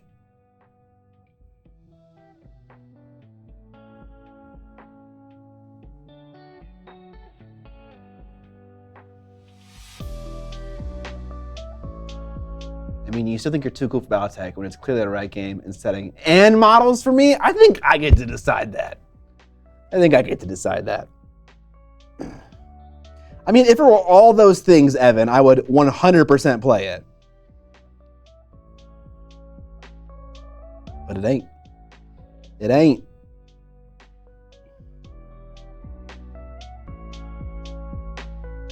Right after the Mines of Moria or Boromir's End was real sad. Yeah, dude, for sure. I think Boromir's End is particularly sad. We were talking about that as well.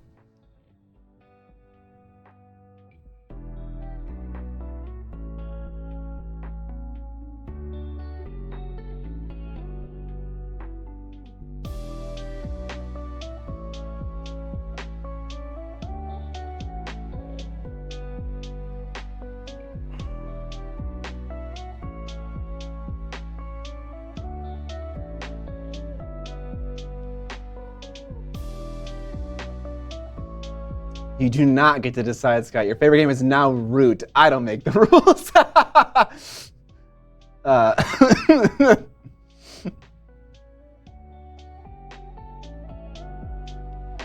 Yeah, that's a good line. That's a good Samwise line.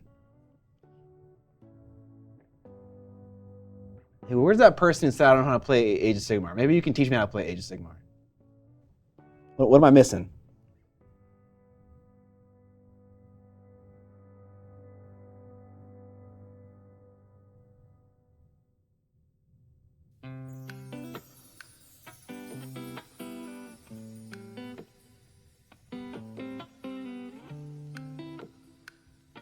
You're missing Battle Max. That video will follow you for the rest of your life. Sure. play AOS, buy most expensive codex and army, and win.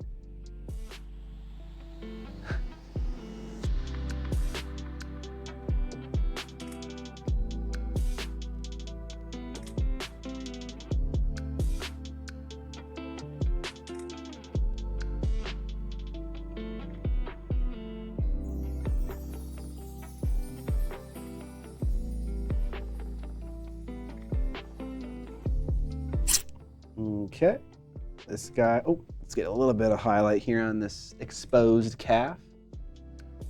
Your dragons don't stand a chance against an AC-20. Seraphon are pretty cool. You know, I never got into the whole lizard people thing. It's like the same thing with me and rat people. It just seems like a kludgy design. We took an animal and took its head and put it on a human body. It's like, you know, we're forcing it. We're forcing it. But I do understand why people would like it. This feels kludgy. All right. Done. Scott, you just need to play Gloomspite or Skaven infantry only. Honestly, Gloomspite do seem cool. There are definitely elements of that army that I'm into. For some reason, rat folk have always been the exception for me. That's fair. I mean, anyone can like whatever they want to like.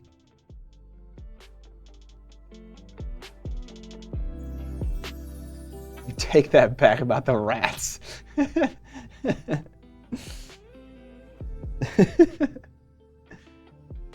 bought the Seraphon Battle Box. Awesome. Enjoy. Nobody tell Vince.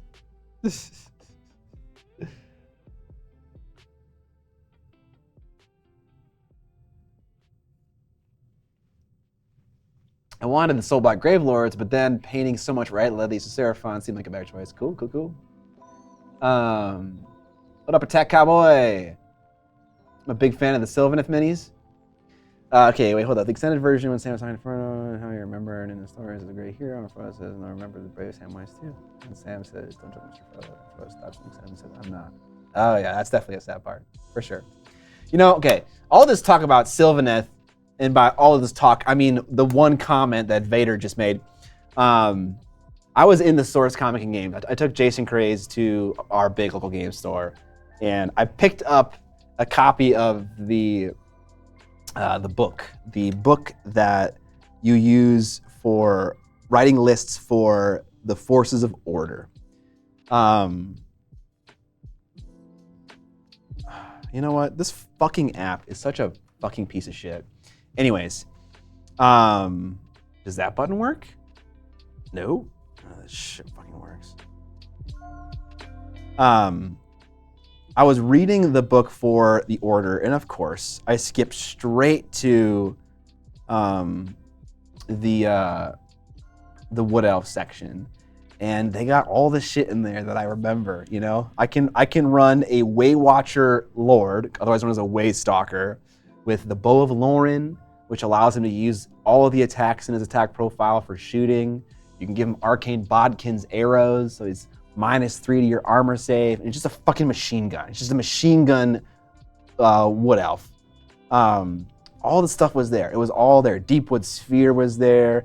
Daith's little sword daggers were there, and it was getting me so hyped. I was like, oh my god, dude, I want to write an old world list and play that game just for the nostalgia factor, dude. So cool. What element do I like about Gloomspite?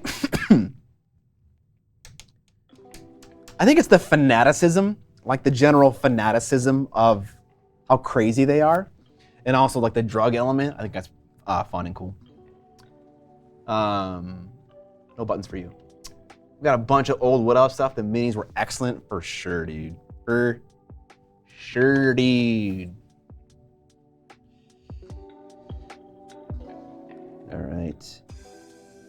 We're using a house rule in our Necromunda campaign that when we paint a dude and add him to the squad, he starts the campaign with D3 extra experience. So you can play with unpainted stuff in our campaign.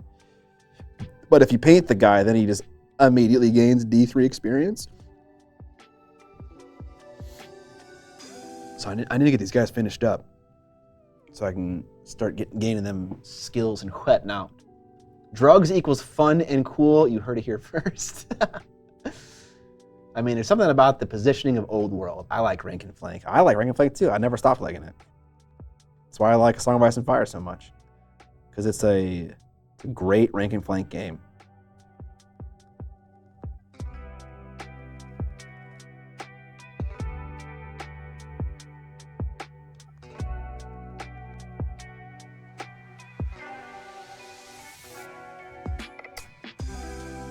Hexagons or bestagons.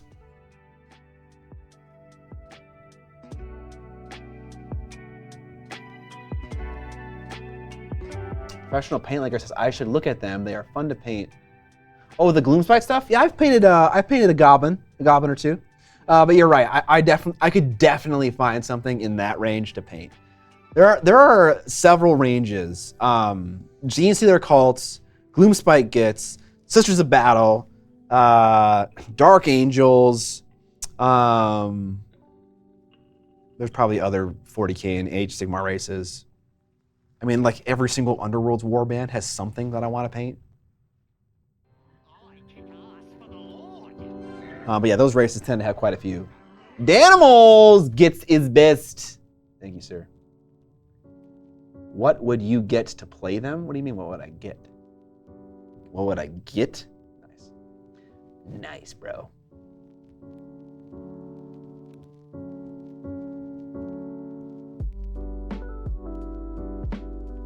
Paint up a tiny gobbo dude.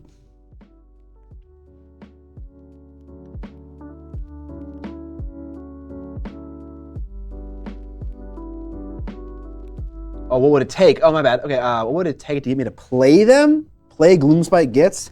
You know, I kind of have my one Age of Sigmar army. I don't necessarily need a second one at the moment. Right now, my goal is to get painted armies and warbands for other game systems, other than the ones that I already have stuff painted for. So, like I'm working through Necromunda right now. I got Kill Team done. I got Age of Sigmar. I got Guild Ball. I got Song of Ice and Fire. I don't know what's next. Maybe Blood Bowl? Yeah, probably a different game before I would do another Age of Sigmar army. But Gloomspite are cool though. Yeah, Dan, you got a lot. When do you paint a Blood Bowl team? Dude, yeah, my Athel Lauren Avengers are in need of some paint love. Oh yeah, dude. 40k, dude. Obviously. Legion, dude. Oh my God. My biggest complaint about Shatterpoint is there's just no Galactic Empire stuff, but you know what game's got a fuckload of Galactic Empire stuff? Star Wars Legion. Greyjoy's looking very spicy. Yeah, they got a couple buffs for sure. I don't even feel like the nerf to Silenceman was that big of a deal. They gave him the 6 attacks on 2 ranks. I would much rather have the 6 attacks on 2 ranks than the second -2 to morale, if I'm being honest. Because I feel like Panic is just such an unreliable thing to have as a mechanic in your game, because there's just so many easy ways to just boost your morale to insane values. Empire stuff is, and I know it's coming, but it's taking forever. What up, Lumix? Advice on being okay with tabletop standard? I'll sit down and paint and be like, just get paint on it. And then I'm there for evenings on one elf. It's one of those things where when you just do it for the first time and realize that you don't care that much about the paint quality, then you get wisdom. It's a wisdom thing, right? It's something you learn with time, or with trying, right? So like, I painted my Greyjoy army. Every single model individually isn't amazing, but then together as an army, they look fucking awesome. Or as a unit, they look fucking awesome. So I think you have to just try it one time. Randy G. Biv. Paint a whole unit to substandard, and then just base it up, make sure they're based, that really matters, and put them in a little unit and just look at them and see how you feel. And I bet you'll be like, these guys rock. I love this. And then a little part of your hobby just starts to crumble away. That feeling of I need to paint everything to the highest standard just starts to fade away just a little bit more. And you just do it more and more and more and more. And you begin to find this line that you're happy with, that you're not willing to cross over for quality, but you're willing to butt up against in terms of speed.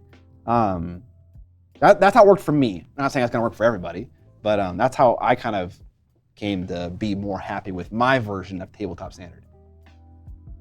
Fear and Dead Men, it's not out for me. For me, I just asked my LGS, and Fear and Dead Men comes out on the 26th of February.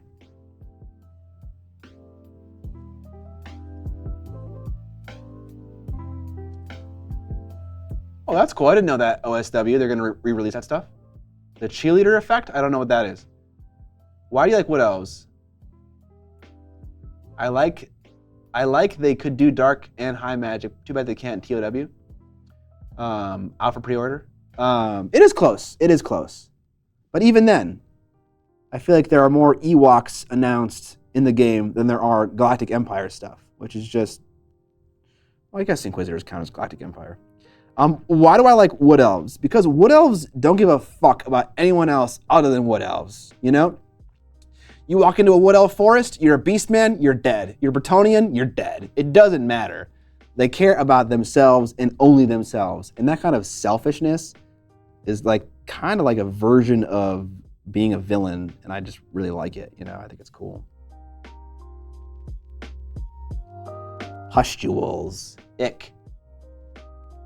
No one tell my wife I'm gonna spend $100 on Ewoks.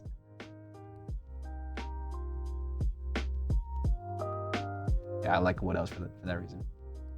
The true neutral, yes, exactly. They're like truly neutral.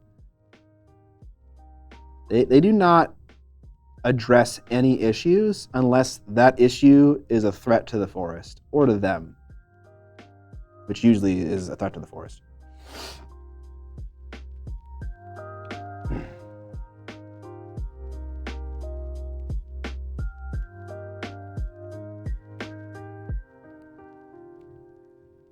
Dan, you getting any of your subjugators painted up, bro?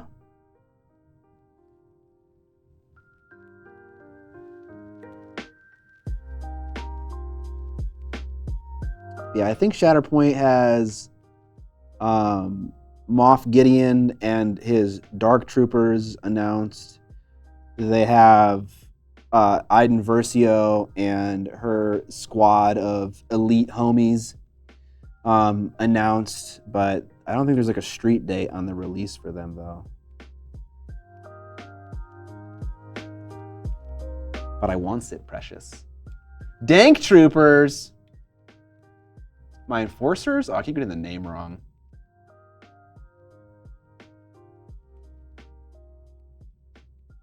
Skaven are the most powerful race and would have won if everyone didn't hate them. True. True. Thrawn, yeah, there was a Thrawn teaser as well. We saw some concept for him. Still listening to metal? If so, favorite album of the year? I definitely don't have a favorite album of the year. Lately, I've been listening a lot to Matriarch by Black Dahlia Murder. If I, no, is it called Nightbringers? Not Matriarch. Matriarch is a song on the album. Yeah, Nightbringers. There were a couple Black Dahlia albums in a row that were just kind of like super disappointing. Not disappointing, that's the wrong word. They just like weren't like as fucking amazing as the earlier ones. And then Nightbringers came out and I was like, holy shit, they still got it. Nasty ankle pustules. Did I enjoy Battletech? I get Thrawn, but no Lobot. Yeah, Rip Trevor. Known combat powerhouse Grand Admiral Thrawn. I think with Battletech, I enjoyed it. There's nothing to complain about with the game. You know, it's a solid system from my perspective. And I've mentioned this before, but I just don't think I got to experience it in my game. I wish there was other weaponry that would like be a spotter or would like cause electrical failure in the robots or would like do things other than just shooting and doing damage, you know? Because it did get a little bit old, like the roll to hit, roll to see which body part you hit, fill in the little pips. Did you get? Was it a through armor crit? Okay, roll on the crit chart. Okay, did you color in all the pips and got to the internal structure? Okay, roll on the crit chart. You know, it got a little monotonous, but I think it's because I was playing a beginner game. I was playing an intro game, and I think there's probably a lot more complexity and diversity to it. And by I think I can almost guarantee it. But yeah, it's a great game. There is though, yeah, I mean 100%. Is Shatterpoint a new game? I only see 14 sets or so. Seems low. It is a new game. It's about a year old. What I would recommend if you want to see how small of a game it is, go to shatterpointdb.com, and there you can see all of the characters that you can pick from and all like the things that will make up a squad. There's a decent amount, but yeah, it's a new game-ish. Yeah.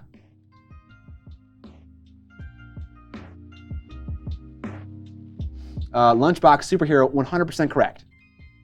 I think it's 10 months old. Yeah, so they were demoing it at last year's Adepticon, but I don't think you could buy it at that point. So I think, yeah, 10 months, 11 months, maybe a year, something like that. Oh yeah, I guess at this point, because it's not March yet, it's definitely 10 months. I really wanted this Grievous box, and now I'm kind of drifting, wondering what could come out that would feel cool to run with Grievous. What about Kalani and some battle droids, and like a Jenga or something like that? I think Kalani and some droids makes thematic sense.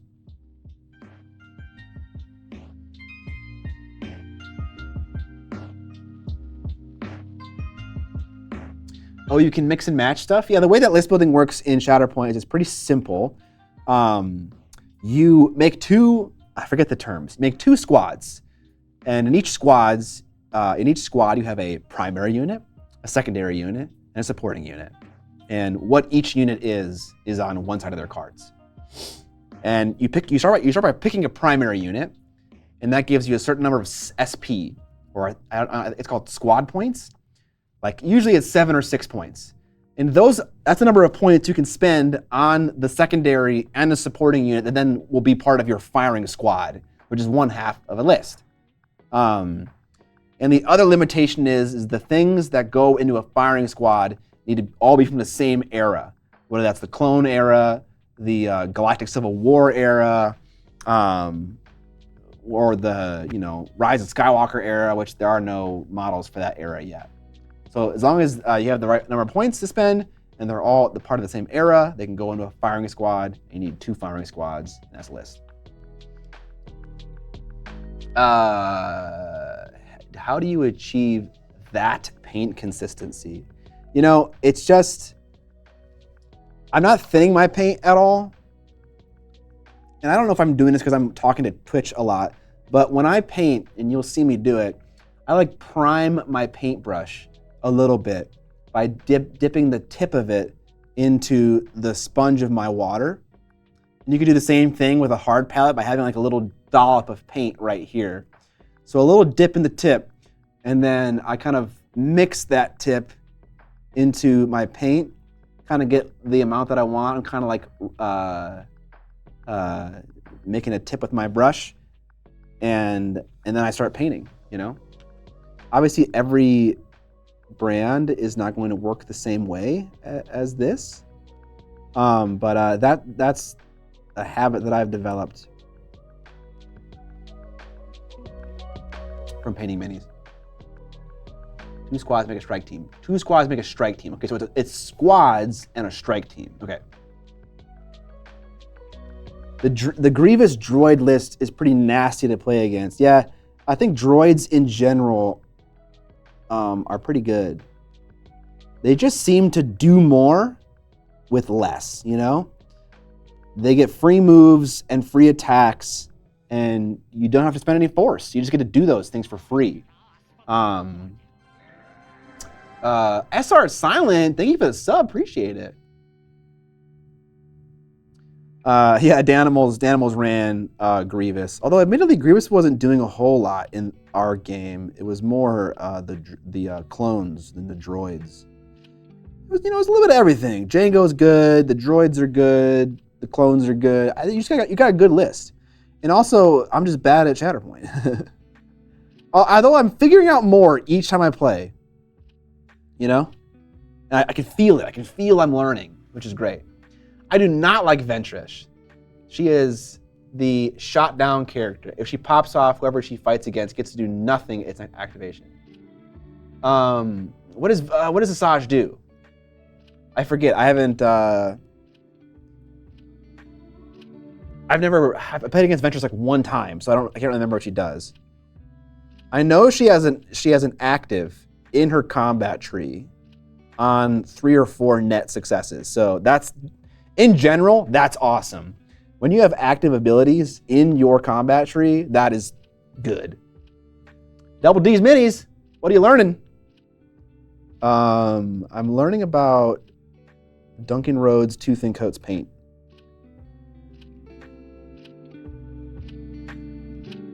Dice don't always make the game, but in Blood Bowl, rolling 1 or 2 every bloodthirst can wreck a game. Yeah, for sure.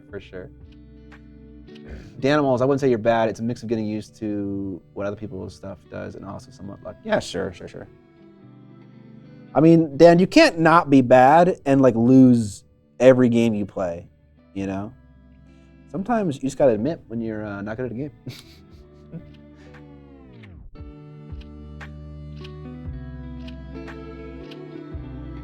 Yeah, Tubikins, I totally feel that. Because Shatterpoint is the funniest thing. Because it's it says you play the game on a 3x3. But that ain't fucking true. You need space for so many other cards and so much other referential material that it really could stand to live on a 6x4, or like a 5x5, You're playing more Shatterpoint, Scott? Yeah, I've played 2 games of Shatterpoint in 2024 so far. I did a little intro game, which was a full game against my buddy Trip. And then I played another game this weekend against Mr. Mawson, who's in the chat right now. And I ran the new Stormtroopers with the Trooper Sergeant, and they're pretty fucking good. They're good. I think one thing I'm realizing about Shatterpoint that I'm not the hugest fan of is that shooting and melee combat seem to be equal in terms of lethality, which doesn't make a lot of sense to me, I feel like because obviously range shooting has the inherent benefit of being able to do it at range, it should be less lethal. Or maybe it's not more or less lethal, but with both things, you can wound a character from full to 0. So it's effectively they do the same amount of damage. I'm waiting for my Shatterpoint League to start up at my friendly local game store. I've only played an intro game against my GF. Yeah, I'm loving it. It's a fun game. All right.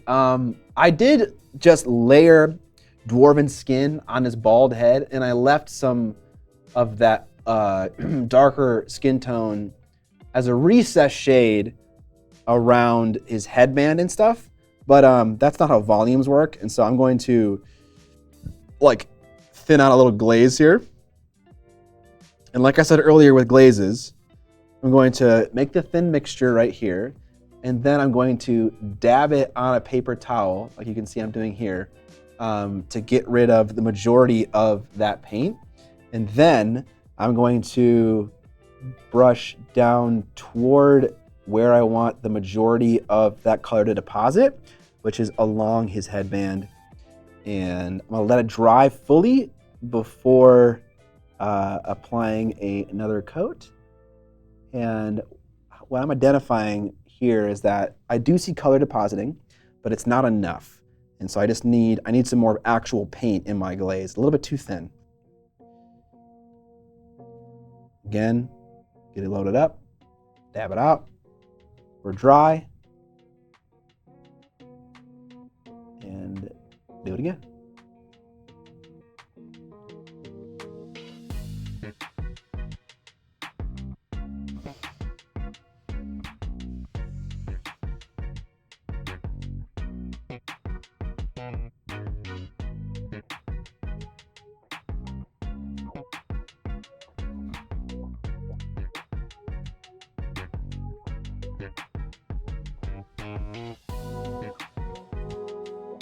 Age of Fantasy, nice.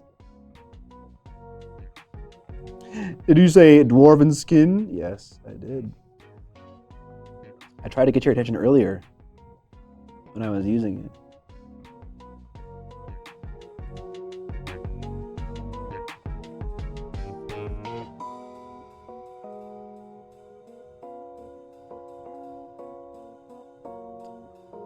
I'm gonna mix a little bit more skin because I'm impatient and this is going too slowly.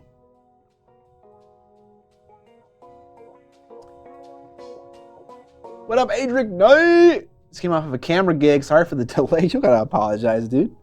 This is just here for light entertainment. What camera were you using? Or working with in whatever capacity? The stream music is funky, like TWRP. I don't know what that stands for. What does TWRP stand for?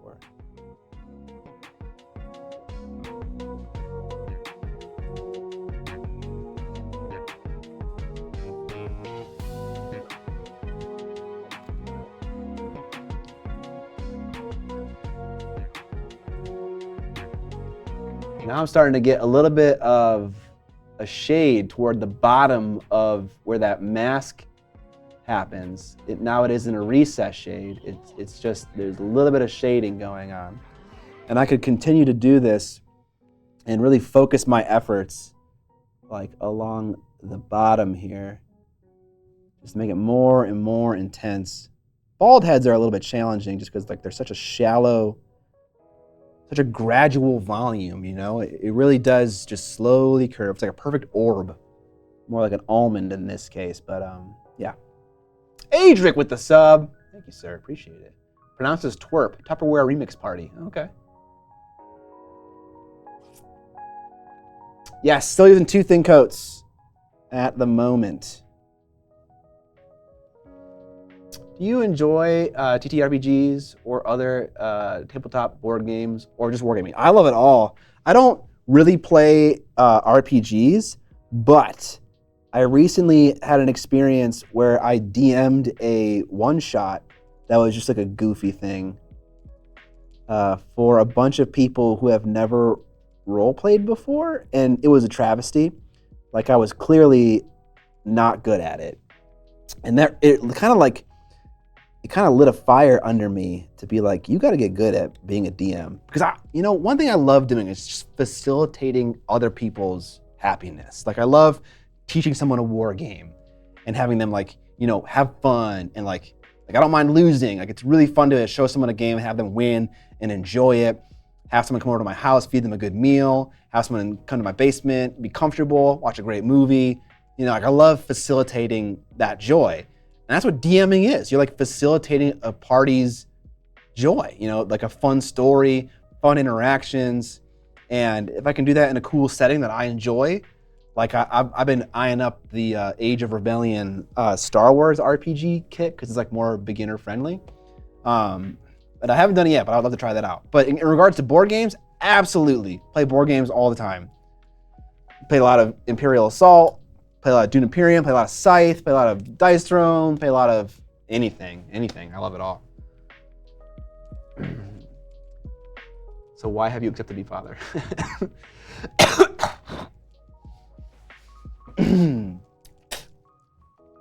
Disgusting.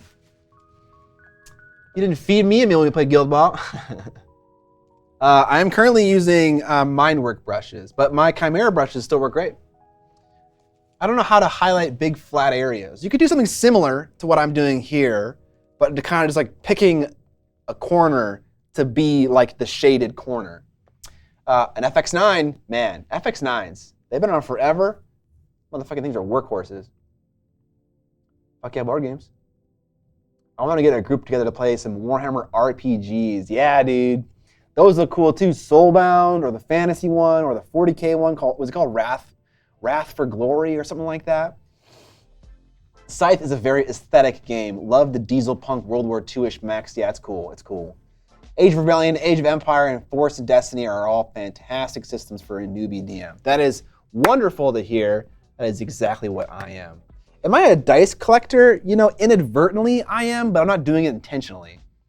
I'd be into a one-shot RPG session, but anything that requires a weekly commitment is tough. I feel you. I feel you. I actually made the most popular how to play on YouTube for the Star Wars art. That's cool, bro. I'd love to watch that. Okay, I think we did good with the highlighting on this homie. That means all three are done, and so we'll move on to the last skin tone here, which is Elven Skin.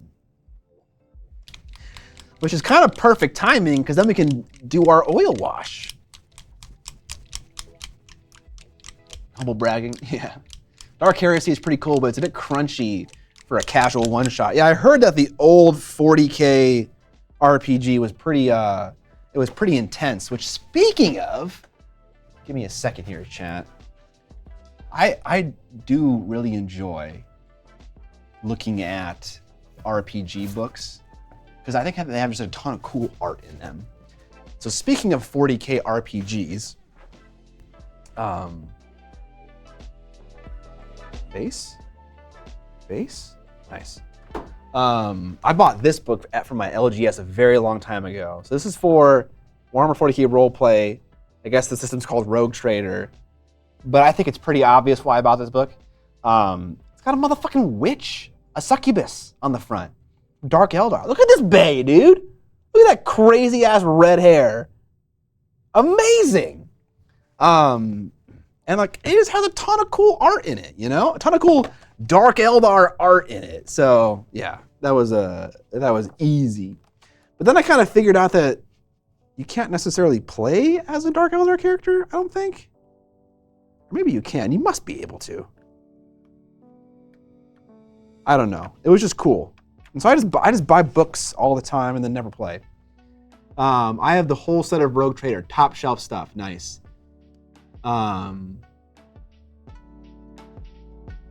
Rogue Trader is my favorite. 12 pages of critical damage rolls. Crusty pages. I wonder, I haven't looked at this book in a long time. Oh, we got some, whoa, dude. What? Look at this. What is, I mean, you guys can't see any of this shit. It's not big enough. But, fucking cool, dude. Got some old 40K art in here. What is this guy? God, looks like a Native American. The heck, dude? I played an entire game of that Space Marine game. Played a White Scar called Monkan, who managed to grab one of those jet bikes. Death Watch, that's the one. Death Watch. Is that a video game? Oh, that model, that drawing is sick. Yo. Look at that Reaver jet bike fucking race. Okay, we'll stop doing this now. Tabletop game. Oh, okay. It's an RPG in the FFG system. What is it? You guys are, I'm confused. Holy shit, Craig Utterback just messaged me, dude. I talk about thinking about my fond memories of playing Warhammer Fantasy with a bunch of like older adults that just fucking demolished me. And I remember that learning experience, and I really value that. And Craig, the guy who just messaged me, was one of those adults who crushed me endlessly. And I haven't talked to him in 20 years? 15 years? Weird. It's basically the Dark Heresy Rogue Trader system, but tuned for Space Marine characters. Ah, okay, Death Watch. Who?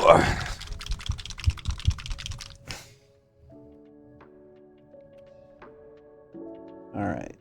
This doesn't look bright enough for the kind of highlight that I need. But you know what? Let's just try to paint with it first before we just go and mix a bright color into it, because maybe I'm going to ruin it for myself. Because the more you the more you jump in highlight, the harder it is to integrate it with the current layer.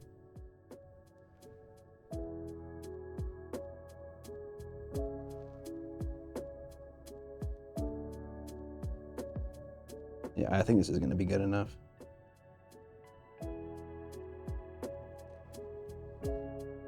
Oh, I put that paint in a terrible spot.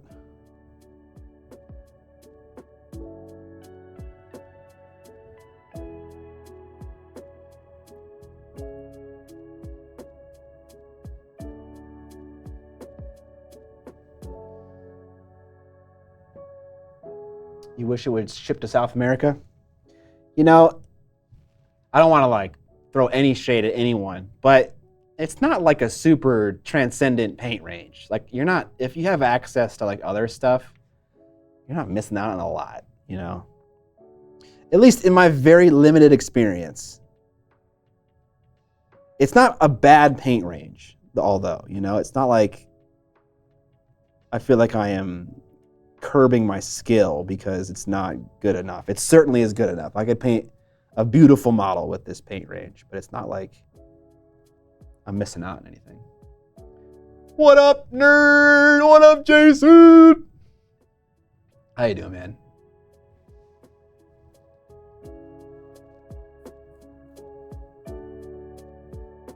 Did you mix up some good paint in the Beats lab? Do you call your paint mixing lab the Beats lab? And if not, why?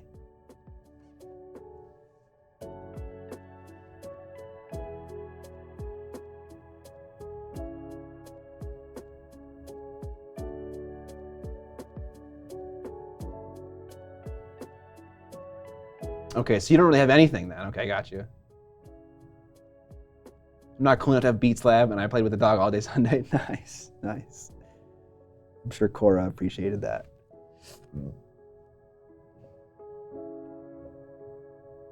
Try out Sanguine Scarlet to see if it's close to Mephiston Red. Mine looks very pinkish salmon-like. All right, all right. Give me a moment.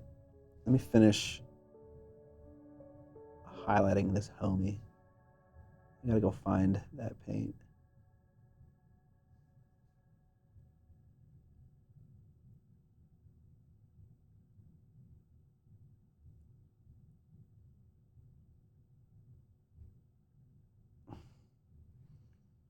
I'm feeling pretty good about that level of contrast for the skin tone on some normal gangers.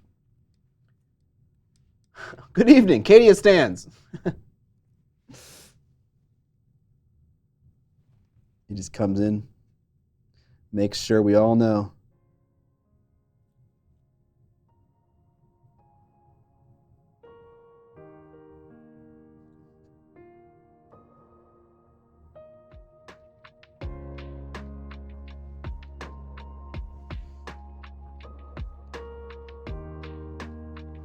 Ah.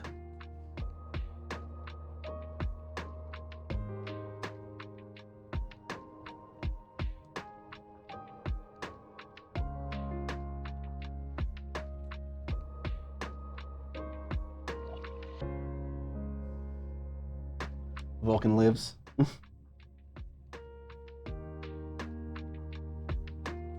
What lance am I picking up? I know the source has them across. I was actually looking at them.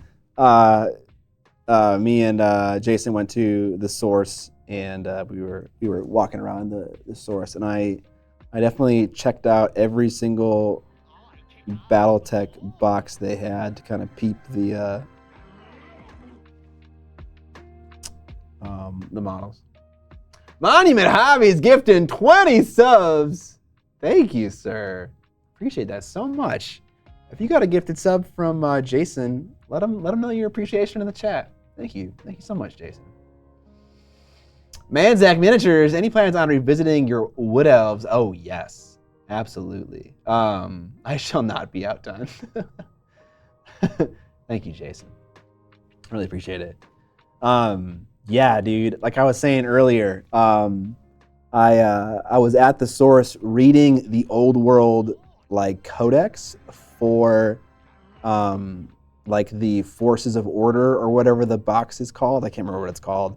And I was getting so hyped about Wood Elves because there were so many items that I remember back in the day. Evil Eric with the 5 gifted subs. Thank you, sir. What are my next plans for Song of Ice and Fire? I think if I do another army for a song, it's going to be Stark. I like Stark a lot. What up, Dig Batty? Any plans to build out anything else? To like add more to my army? I have a lot of models that I can draw from. I don't need to buy anything extra, but I certainly could paint more stuff to add to my force.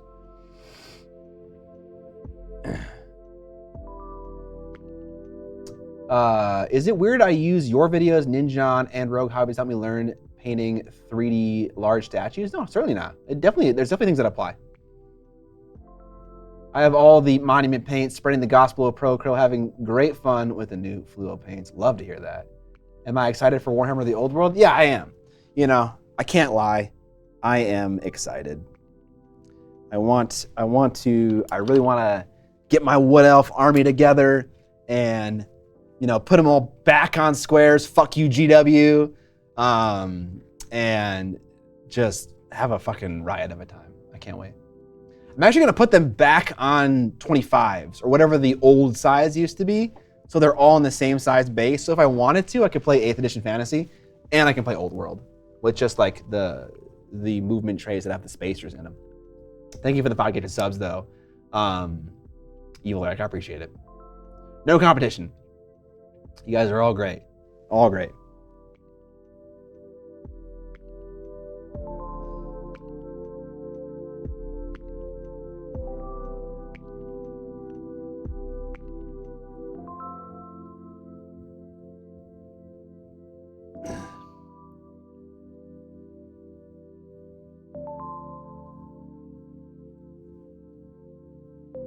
All right.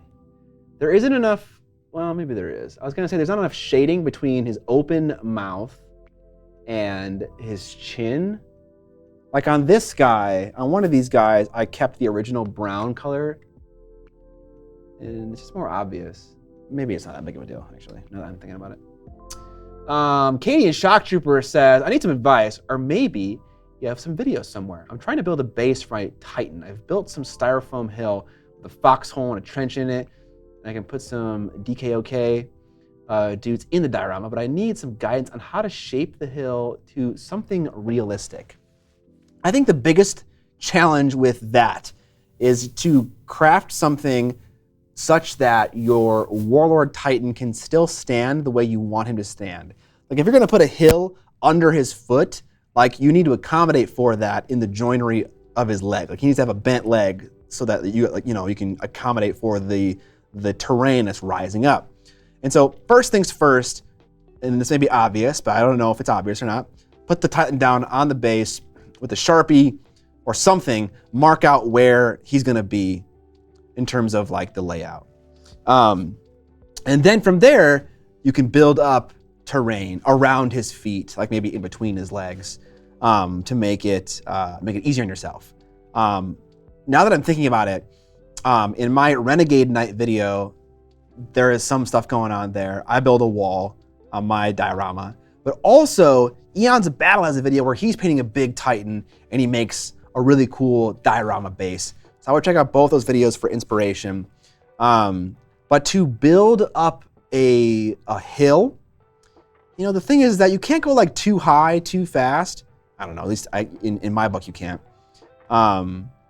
So what I would do is, if you're using foam to build stuff out, I would use like DOS clay or Milliput, which is probably more expensive, to like fill out the slopes.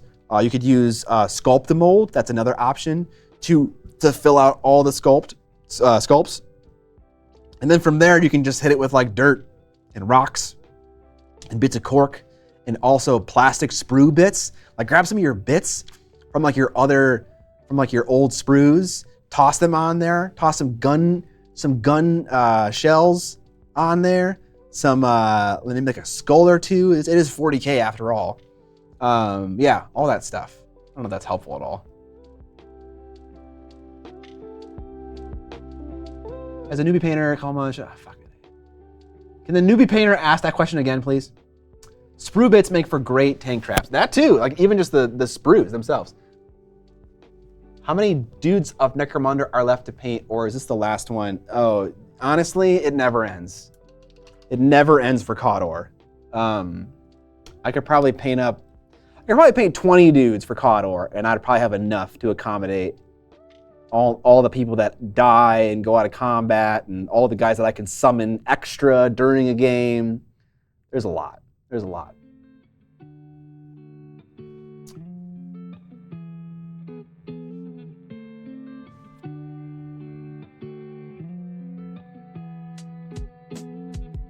Yeah, someone, if you were asking a question about, if you were a beginner painter, ask that question again. Yeah, I don't know if that was very helpful. 40K Cadian Shock Trooper, but those videos will probably be good inspiration.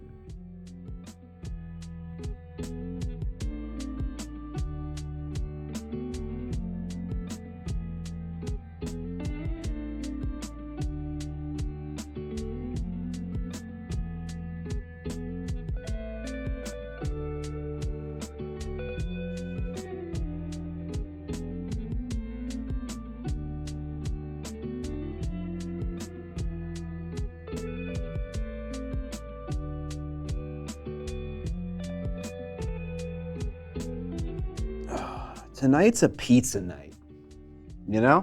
I'm making pizza tonight. Was Sky a friend of my newbie comment? If so, I was about buying paints as I go or buying a big kit. Yeah, that's a great question. I don't, you know what? I kind of feel like there's no wrong answer to that question. I need the wash. Where's the wash?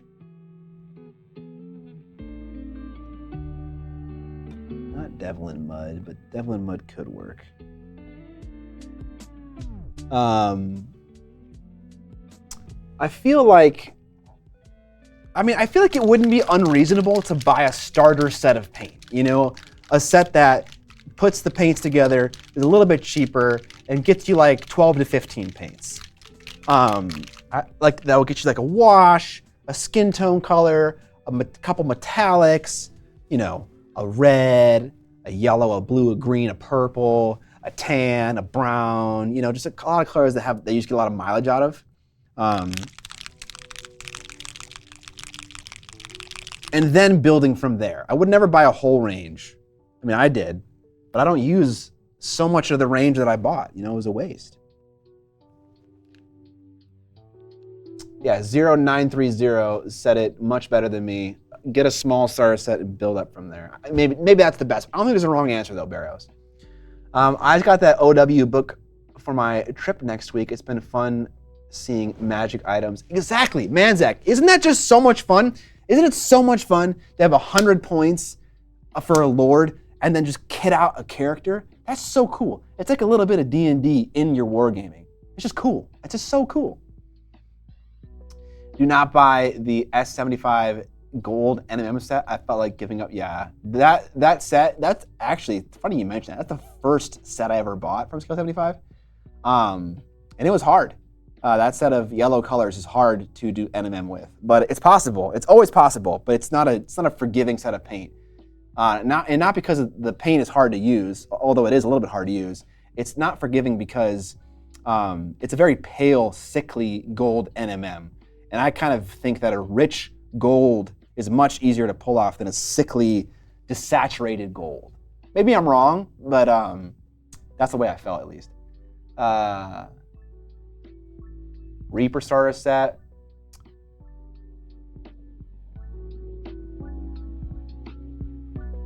Sir Blame, I feel like you'd be surprised how much little inconsistencies are undetectable.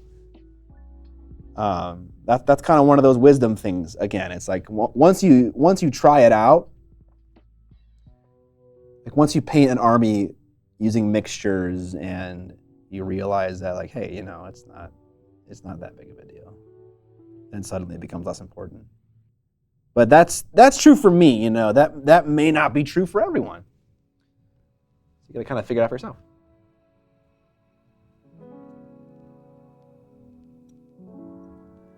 Okay, I can't help myself. I want to highlight this angle.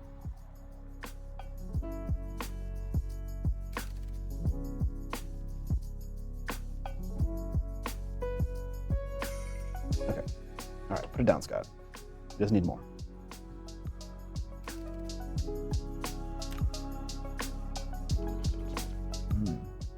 Tasty. Oh, man, I hate having the paint over there. It's just not in a nice spot. My hand.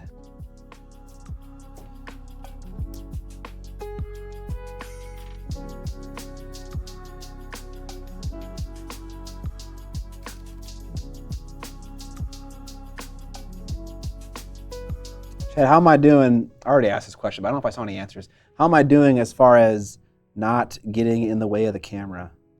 Am I doing okay?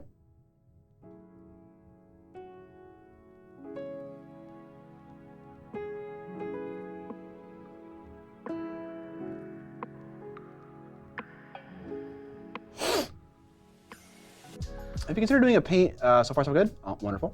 Have you considered doing a paint challenge video where you are only allowed to buy 3 to 4 paints to see how far you can stretch them? No, I haven't, you know? I had that idea for a video, and then Goobs basically created that as a series. And so then I felt like if I were to ever do that, I would be stealing from him, which I know is ridiculous, but it's just the way I felt. I haven't done that. I've done a black and white model.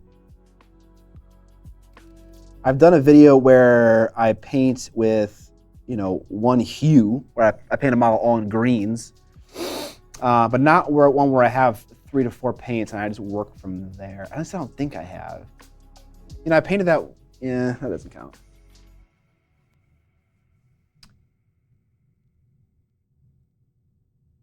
Marco Frazzoni's done a bunch of limited paint palette stuff. I bet he has. I bet he has.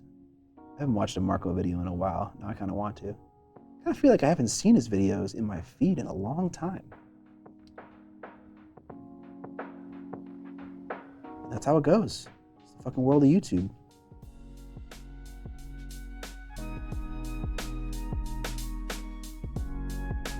Sometimes creators just disappear. Have a look at his latest Orc with Zorn palette. It's amazing. All right. What up, Else Den Viking? Jay from Eon's About did a 3-color challenge? I bet he did. Been doing a lot of streaming? Oh no. He's making that mistake.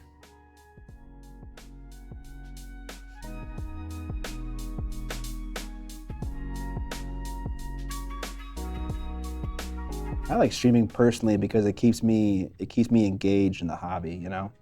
If I didn't stream, there would definitely be like 2-week periods where I would that would go by and I would just never paint for 2 weeks because I'd be doing other things, which I would hate. I love that I get to paint regularly and chat with you guys regularly.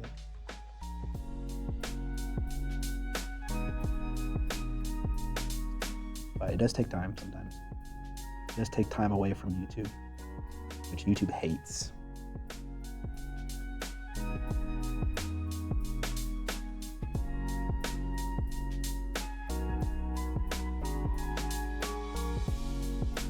Marco hasn't uploaded a video in 4 months. Holy shit, dude. I love to hear that, Geertz. I'm glad to hear that you were looking forward to it. I also look forward to it. Like when I wake up and I'm like, fuck yeah, it's a Tuesday, dude. I'm gonna chill. I'm gonna work for a couple hours and then I'm gonna chill and paint minis, and it's always a good time. If I wasn't watching this stream, I would have given up base coating my aggressors 90 minutes ago. Hell yeah, you made a good call quitting painting Space Marines before you had to paint aggressor. I'm glad to hear that you're still at it, dude. You're still painting those aggressors. I'll be honest, I kind of wish that I could paint a Dark Angel. I love Dark Angels. They're just so cool. I want to paint a Dark Angel, but I said I'd never going to paint a Space Marine again, so I'm not going to.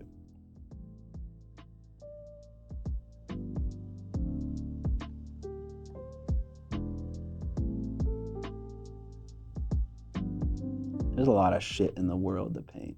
I don't need to paint a Dark Angel. Although they are cool. Deathwing, I think they're called Deathwing Knights. I think they're called that. I remember when those guys came out. Holy moly.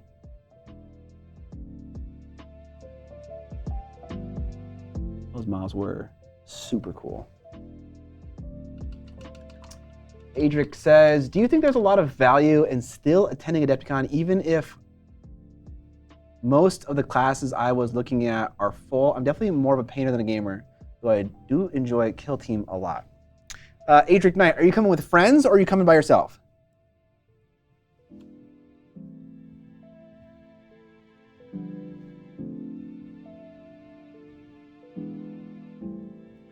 I want to get some shading under that lip. If you had to paint a Dark Angel, which model would you paint? Lionel Johnson? I've actually already painted Lionel Johnson. Not the new one though.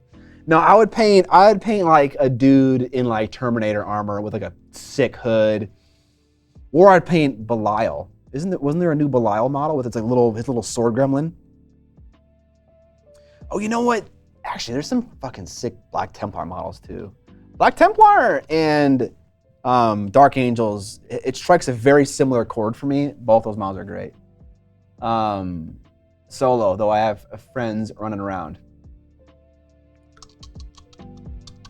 You know, there's always the off chance that you can go and camp a teacher's room when the class is supposed to be happening. And then when it starts, you can be like, hey, can I join? And they'll be like, yeah, pay me on PayPal. And then you can hop in. Or someone didn't show up, for sure. And there's always the chance that someone's like, no, you can't, you know? In my experience, if you go to Adepticon alone and you don't have things planned, there isn't a lot of stuff to do, you know? Like, there's stuff to do for like maybe 8 hours. If you really take your time in the vendor hall and like demo all the games, talk to some vendors, then it can take a long time. But Adepticon isn't great about like having events, you know? There's no keynote speeches. There are events, but like there are events that you show up for, that you're prepared for. Like, you know, like a tournament where you need to come with a painted army, for instance. There are like demo events for games where like Shatterpoint will be running demos in some hall for like 3 hours. That's kind of the extent of it though. I don't know.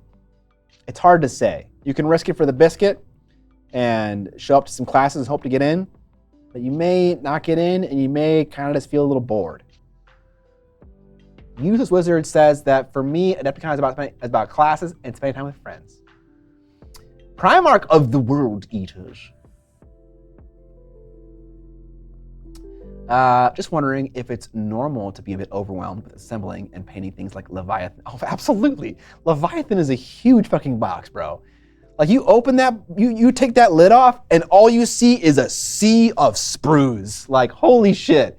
Absolutely. Feeling overwhelmed is totally normal. Had it for a couple months now and I'm finding it tough to actually start. Love watching you work. Thank you, by the way. Yeah, dude, you're definitely not alone. It is definitely intimidating.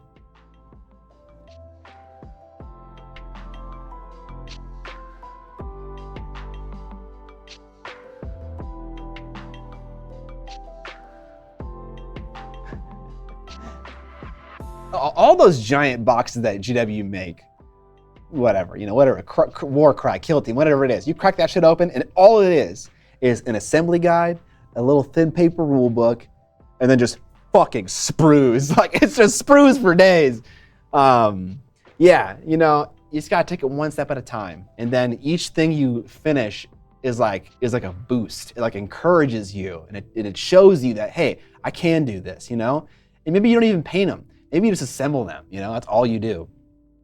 And then you're like, oh, okay, one at a time, That's all you gotta do. Take it slow. Get that fat stack. There's another thing, got Hoosier in chat there wanting to meet up. And you could do that too. You could like join my Discord. If you're a Twitch sub, you get access to my Discord and you could meet up with people at Adepticon, and you could like hang out at Fort Wapple and just paint. Painters at Fort Wapple, like everyone there is like a fucking homie.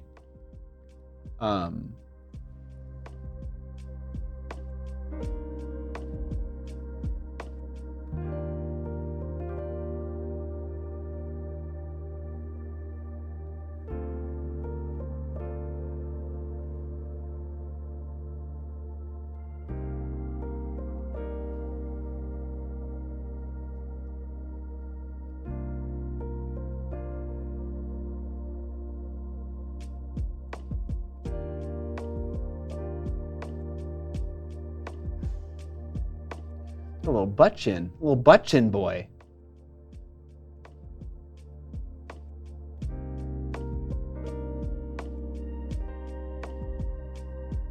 You're welcome, Primarch of the World Eater.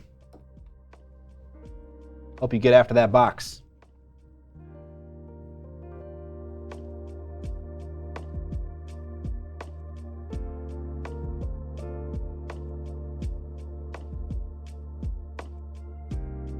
I bought Leviathan and kind of regret it. There are some cool as heck models, but assembly always feels like a chore to me. Growing a collection incrementally feels like the right way to do it. Yeah. I think it'd be so cool if I could get to a place someday where I don't have a bazillion models in the backlog. But it's hard, it's hard. It's also nice to have some stuff in the backlog sometimes, because then you can like pull sprues, get bits, do fun conversion work. But then you feel guilty because you have so much shit you not get into.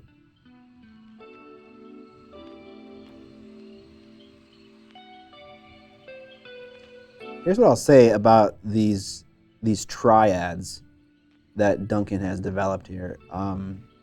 This highlight color is a very good amount of brightness, like over the mid-tone that I used. Like, I was concerned that it wasn't going to be bright enough.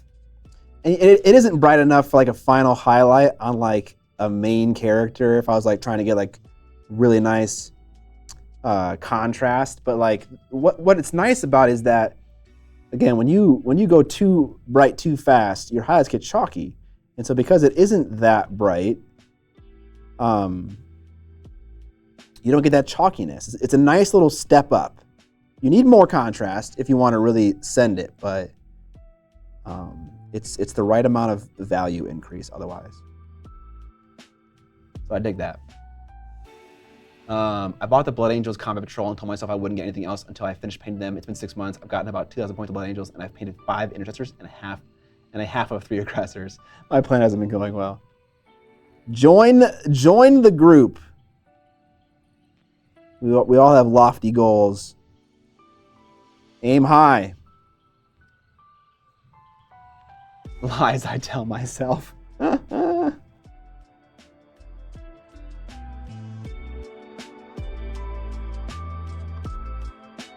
Yeah. Shit.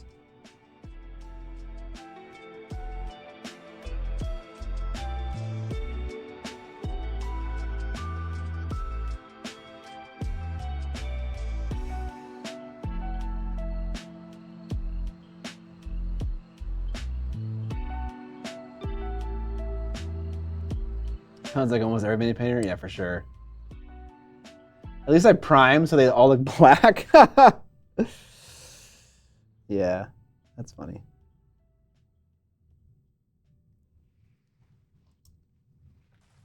Shooting for the moon and just finishing a couple of minis is pretty normal. Yeah. Yeah. Been there, done that. Oh, show.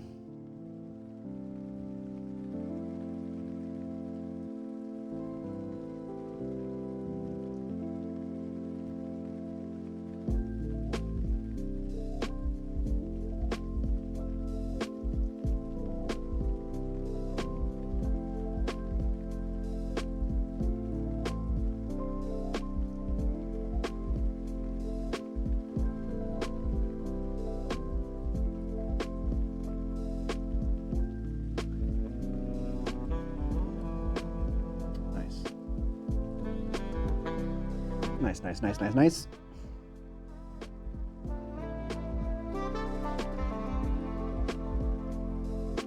All right, so we decided that Baldy is Solomon.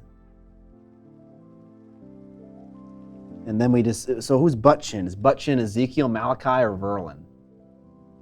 And then who's Pustule Leg Daddy? Oh, Pustule Leg Daddy is also, wait, no, who's Pustule Leg Daddy? Oh, that's Baldy. Baldy is also, okay, so Solomon's got the leg pustules and the bald head. Shatterpoint's gonna be releasing some new minis next month. Yeah, dude. Fear and Dead Men is coming out. Okay, so last time we painted this bald head,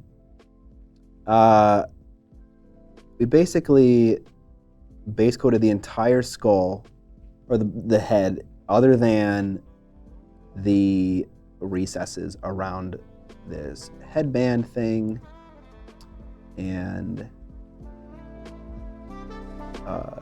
the lower half of his head. And then we came back in with a glaze, and we glazed the shading toward the bottom of his head.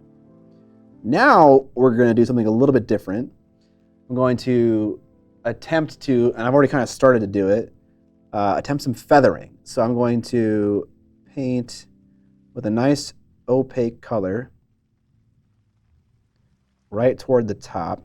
I'm going to clean my brush, and then I'm going to, ooh, that was a little bit too low.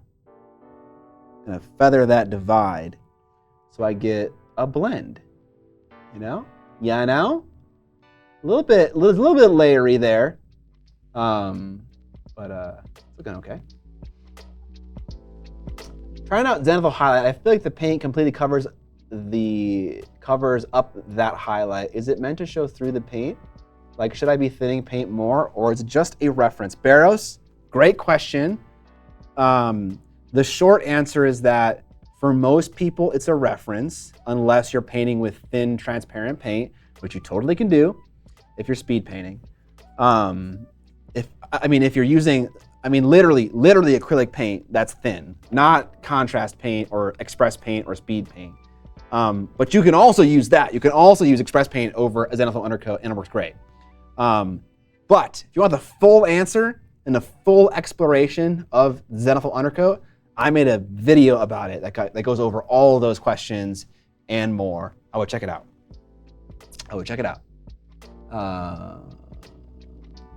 Miniac, I'm waiting for the Plo Koon and Ahsoka release, which is, yeah, Plo Koon's coming out with his with more clones. Getting some more clones.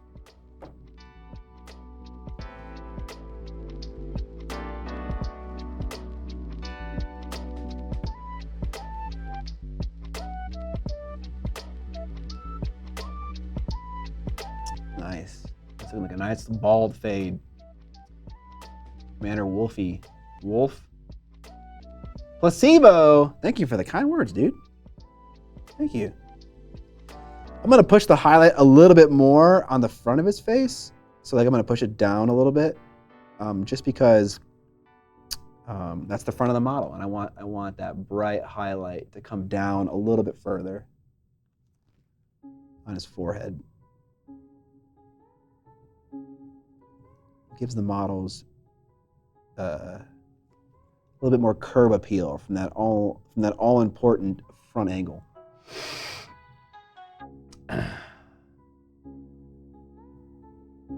Clones that use focus rather than hunker. Okay, cool.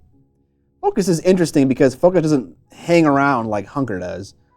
I just played with the stormtroopers who use focus with that rule called assault tactics, where they can do a dash, they take a damage, and then they get a focus for free, which is great because troopers have sharpshooter, and that's the only way you can use sharpshooter.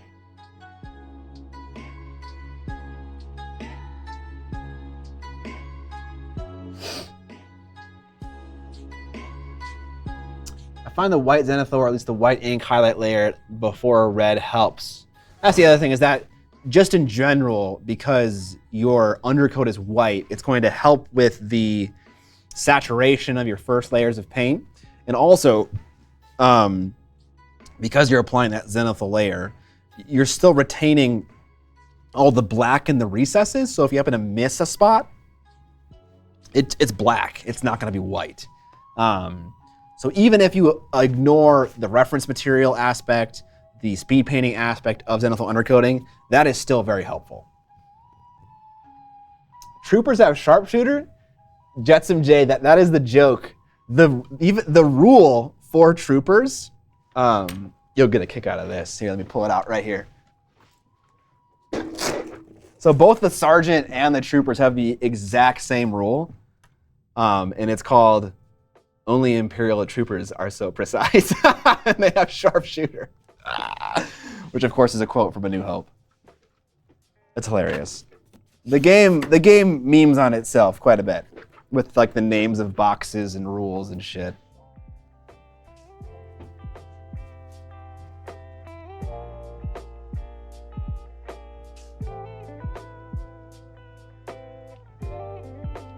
Yeah, you're right. They don't hit anything.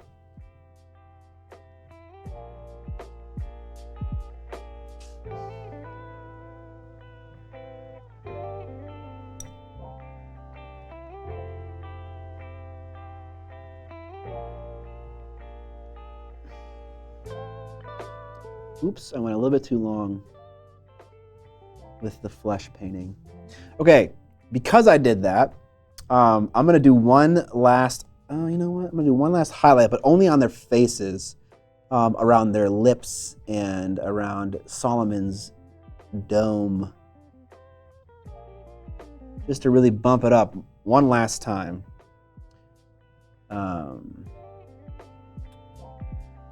Okay, so what I want to find is a color to mix a highlight with.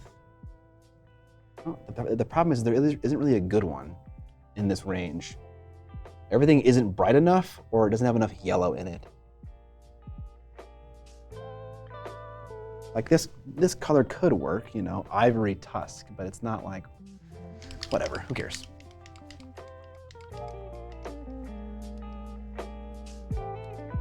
The amusing thing is that stormtroopers are supposed to be elite foot soldiers. Yeah, stormtroopers are actually supposed to be like actually scary. You know, like you do not want to interact with a stormtrooper.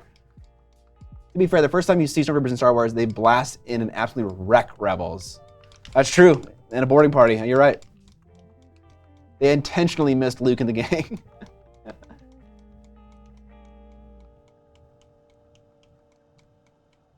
Nice. They also get that rule in Legion as well. But the further you go into the trilogy, the more incompetent they become, yes.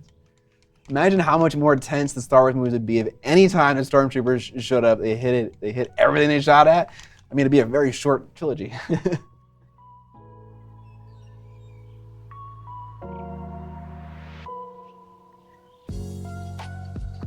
All right. Oh, whoops. Whoops. Well, not that big of a deal.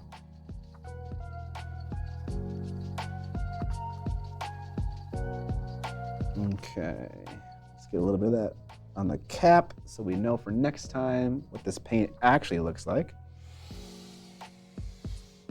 And then we'll mix a little bit of a brighter highlight and we'll just kind of dab it onto their ears and their chin and stuff. I'm gonna flip this paint around, otherwise I'm gonna get paint all over my hands. Not that paint, the paper towel. There's a popular theory, that is a popular theory that the Emperor wanted them to escape with the Death Star plans. Ooh.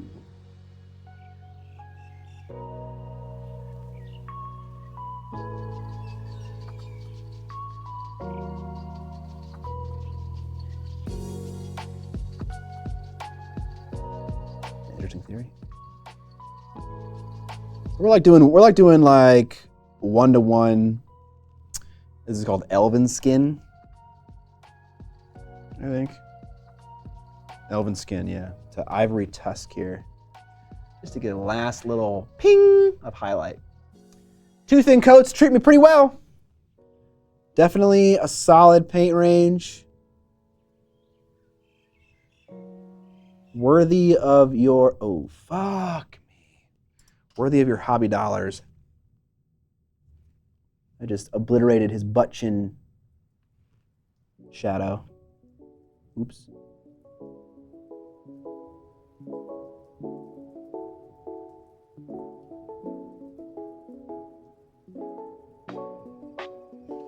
All right, I want to bring that butt chin shadow back.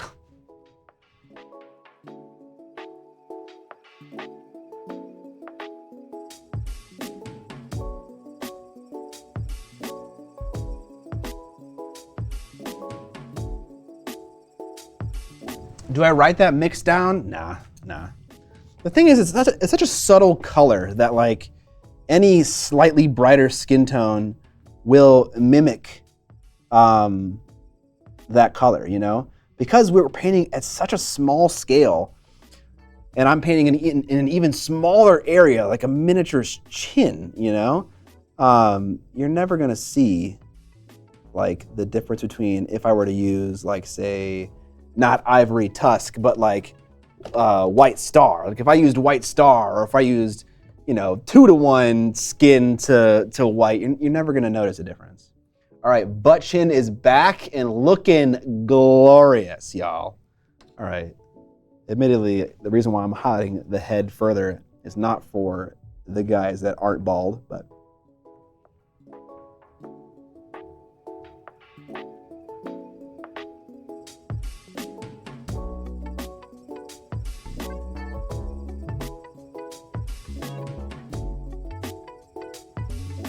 it is nice to get a nice little poppy skin on the front.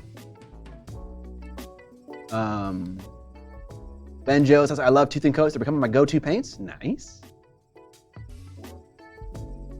I best write down main colors if you do an army, but a lot less important on details like skin tones. We're gonna paint them differently later. Yeah, maybe. Probably, honestly. Kind of depends, I think it depends on the kind of hobbyist you are.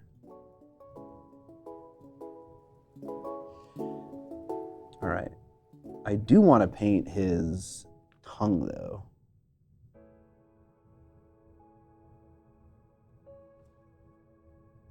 Okay, we got some kind of reddish paint out here right now. So we'll just roll with it. We already painted it that cuirass color, whatever that word was. Assault cuirass? No, this is not Dota 2. Leather cuirass? Miniature, that is. Sure, yeah. Yeah, nothing wrong with keeping a nice, meticulous painting log. There's been times where I wish I could remember how I painted something. But if I'm being honest, if I just go for it then and try to, replicate it as best as I can, oftentimes that's good enough. Like, I painted my kill team in a bunch of different ways. What they called? Oh, I can't remember. Chelmath? That's the box. Novitiates. I painted them with a bunch of different paint ranges and, quality levels, and you can't really tell. You can't really tell that I did all those different models. I don't know, Yeah, no.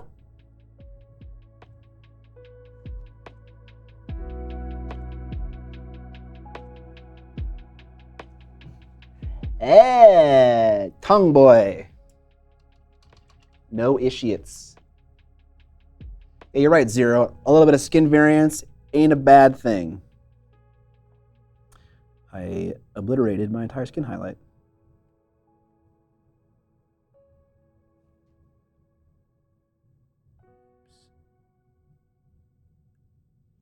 All right, that guy's looking cawdor-y. I'm noticing that I can see bags. If I get like really close here, let's see if the focus will work. I think it will.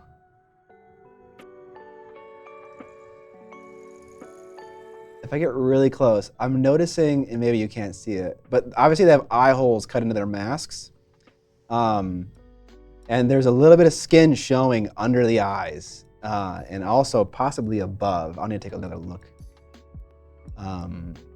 I don't know how much I'm gonna labor over that. We'll see. We'll see. I want to be here. Autofocus. Ping. All right. Have I played Necromunda yet? I played a test game, and then I played the first game of my scenario. Or sorry, my Dominion campaign. What color would you use to shade turquoise, or what can I add to turquoise for the recessed shading? You could do, so turquoise is a beautiful color because it straddles the gap in between green and blue. So you could use like a navy blue. You could use like an evergreen. I fucking love evergreen. Evergreen is basically dark turquoise. You could use a green. You could use a purple. Purple is great. In fact, I love using turquoise to highlight purple. So you could certainly do the opposite. You could certainly shade turquoise with purple. Hell, you could do a warm color like a dark red brown, and you get temperature contrast in the shadows, you know? The sky's kind of the limit, honestly.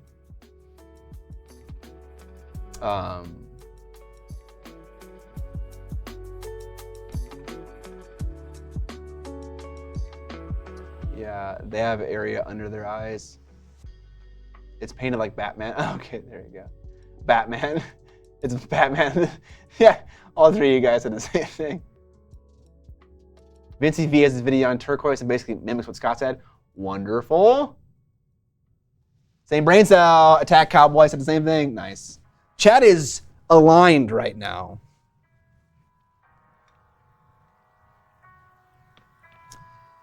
All right, let's do Baldy Solomon.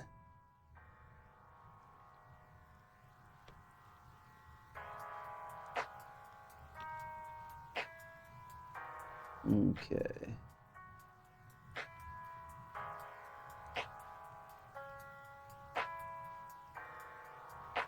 Trying to maintain that original nice little recessed shade that we got separating that belt from the bald head.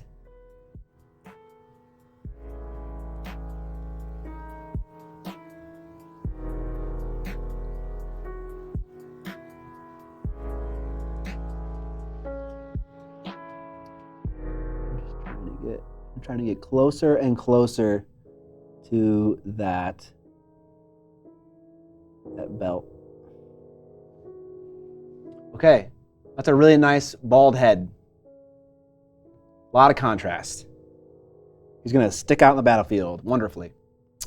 I did some Horus, Sons of Horus epic scale fantasy infantry.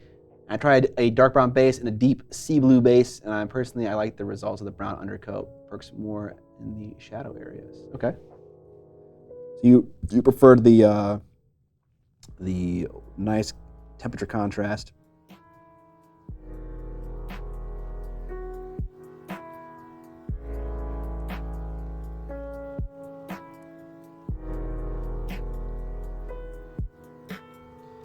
Beautiful. Now we have a nice little bald head man. Solomon, looking fresh, brother. If you want to take your bald heads a step further, you've ever seen a balding man? I'm sure you have. They often have hair that grows on like the back sides of their head. You could take some brown or some blue even, thin down to a glaze, and you could glaze the backs of their head to get that kind of like 5 o'clock shadow. Because obviously stubble, when scaled down, just looks like tinted skin, right? That's all it is. So you could like do that on the back of their head, and that would kind of give them a very, kind of like crazed, kind of hobo-y look. He's unkempt, which makes sense for this kind of character, right? Mike Jean says, every day in the mirror, god damn it. Clear varnish that shit, get the shine really cranked up to 11. Yeah, I'll keep it like this because it's just fun. All right, cool. We're coming toward an end here. Got all the skin done and looking lovely jubbly. Didn't get very far on today's stream. Sorry, guys. I'm slow. I'm a slow painter. What can you do? Hobby ain't fast, We chat. We have a good time. Turn on. So we'll call it here. a dot of clear varnish. There you go. Some people actually highlight with gloss varnish, you know? So they'll put a little bit of gloss varnish right where the max highlight would be, which is an interesting idea. I've seen Dave Colwell do that before. Anyways, we'll be done for today. Thank you for hanging out. Thank you for the lovely subscriptions, the big gifts from Evil Eric DM, from Jason Craze, from Scaver, at the very beginning of the stream. Thank you guys for hanging out and being here. Thanks for the raids from Luis Sudgeon. Appreciate that. Yeah, we can raid. We can raid Monument. Send some of that love back his way. Yeah, let's do that. All right, I'm gonna hit the button that turns the stream into like the end of the stream. I'm gonna walk over to that computer. I'm gonna type raid Monument Hobbies, and I want all you guys to hit the join raid button at the top of chat when that button appears. Okay? Oh, Evan's gonna do it. All right, cool. Again, see you guys later. Latino Hot, Rufus Kit, Citizen Perfect, Flamin' War. We're actually ending the stream right now, so see you later. There's always been a join button at the top of the chat. Anyways, fucking pay money wubby emote. Anyways, guys, that'll be it for now. I will see you guys in a week from now. Same time, same place. See you.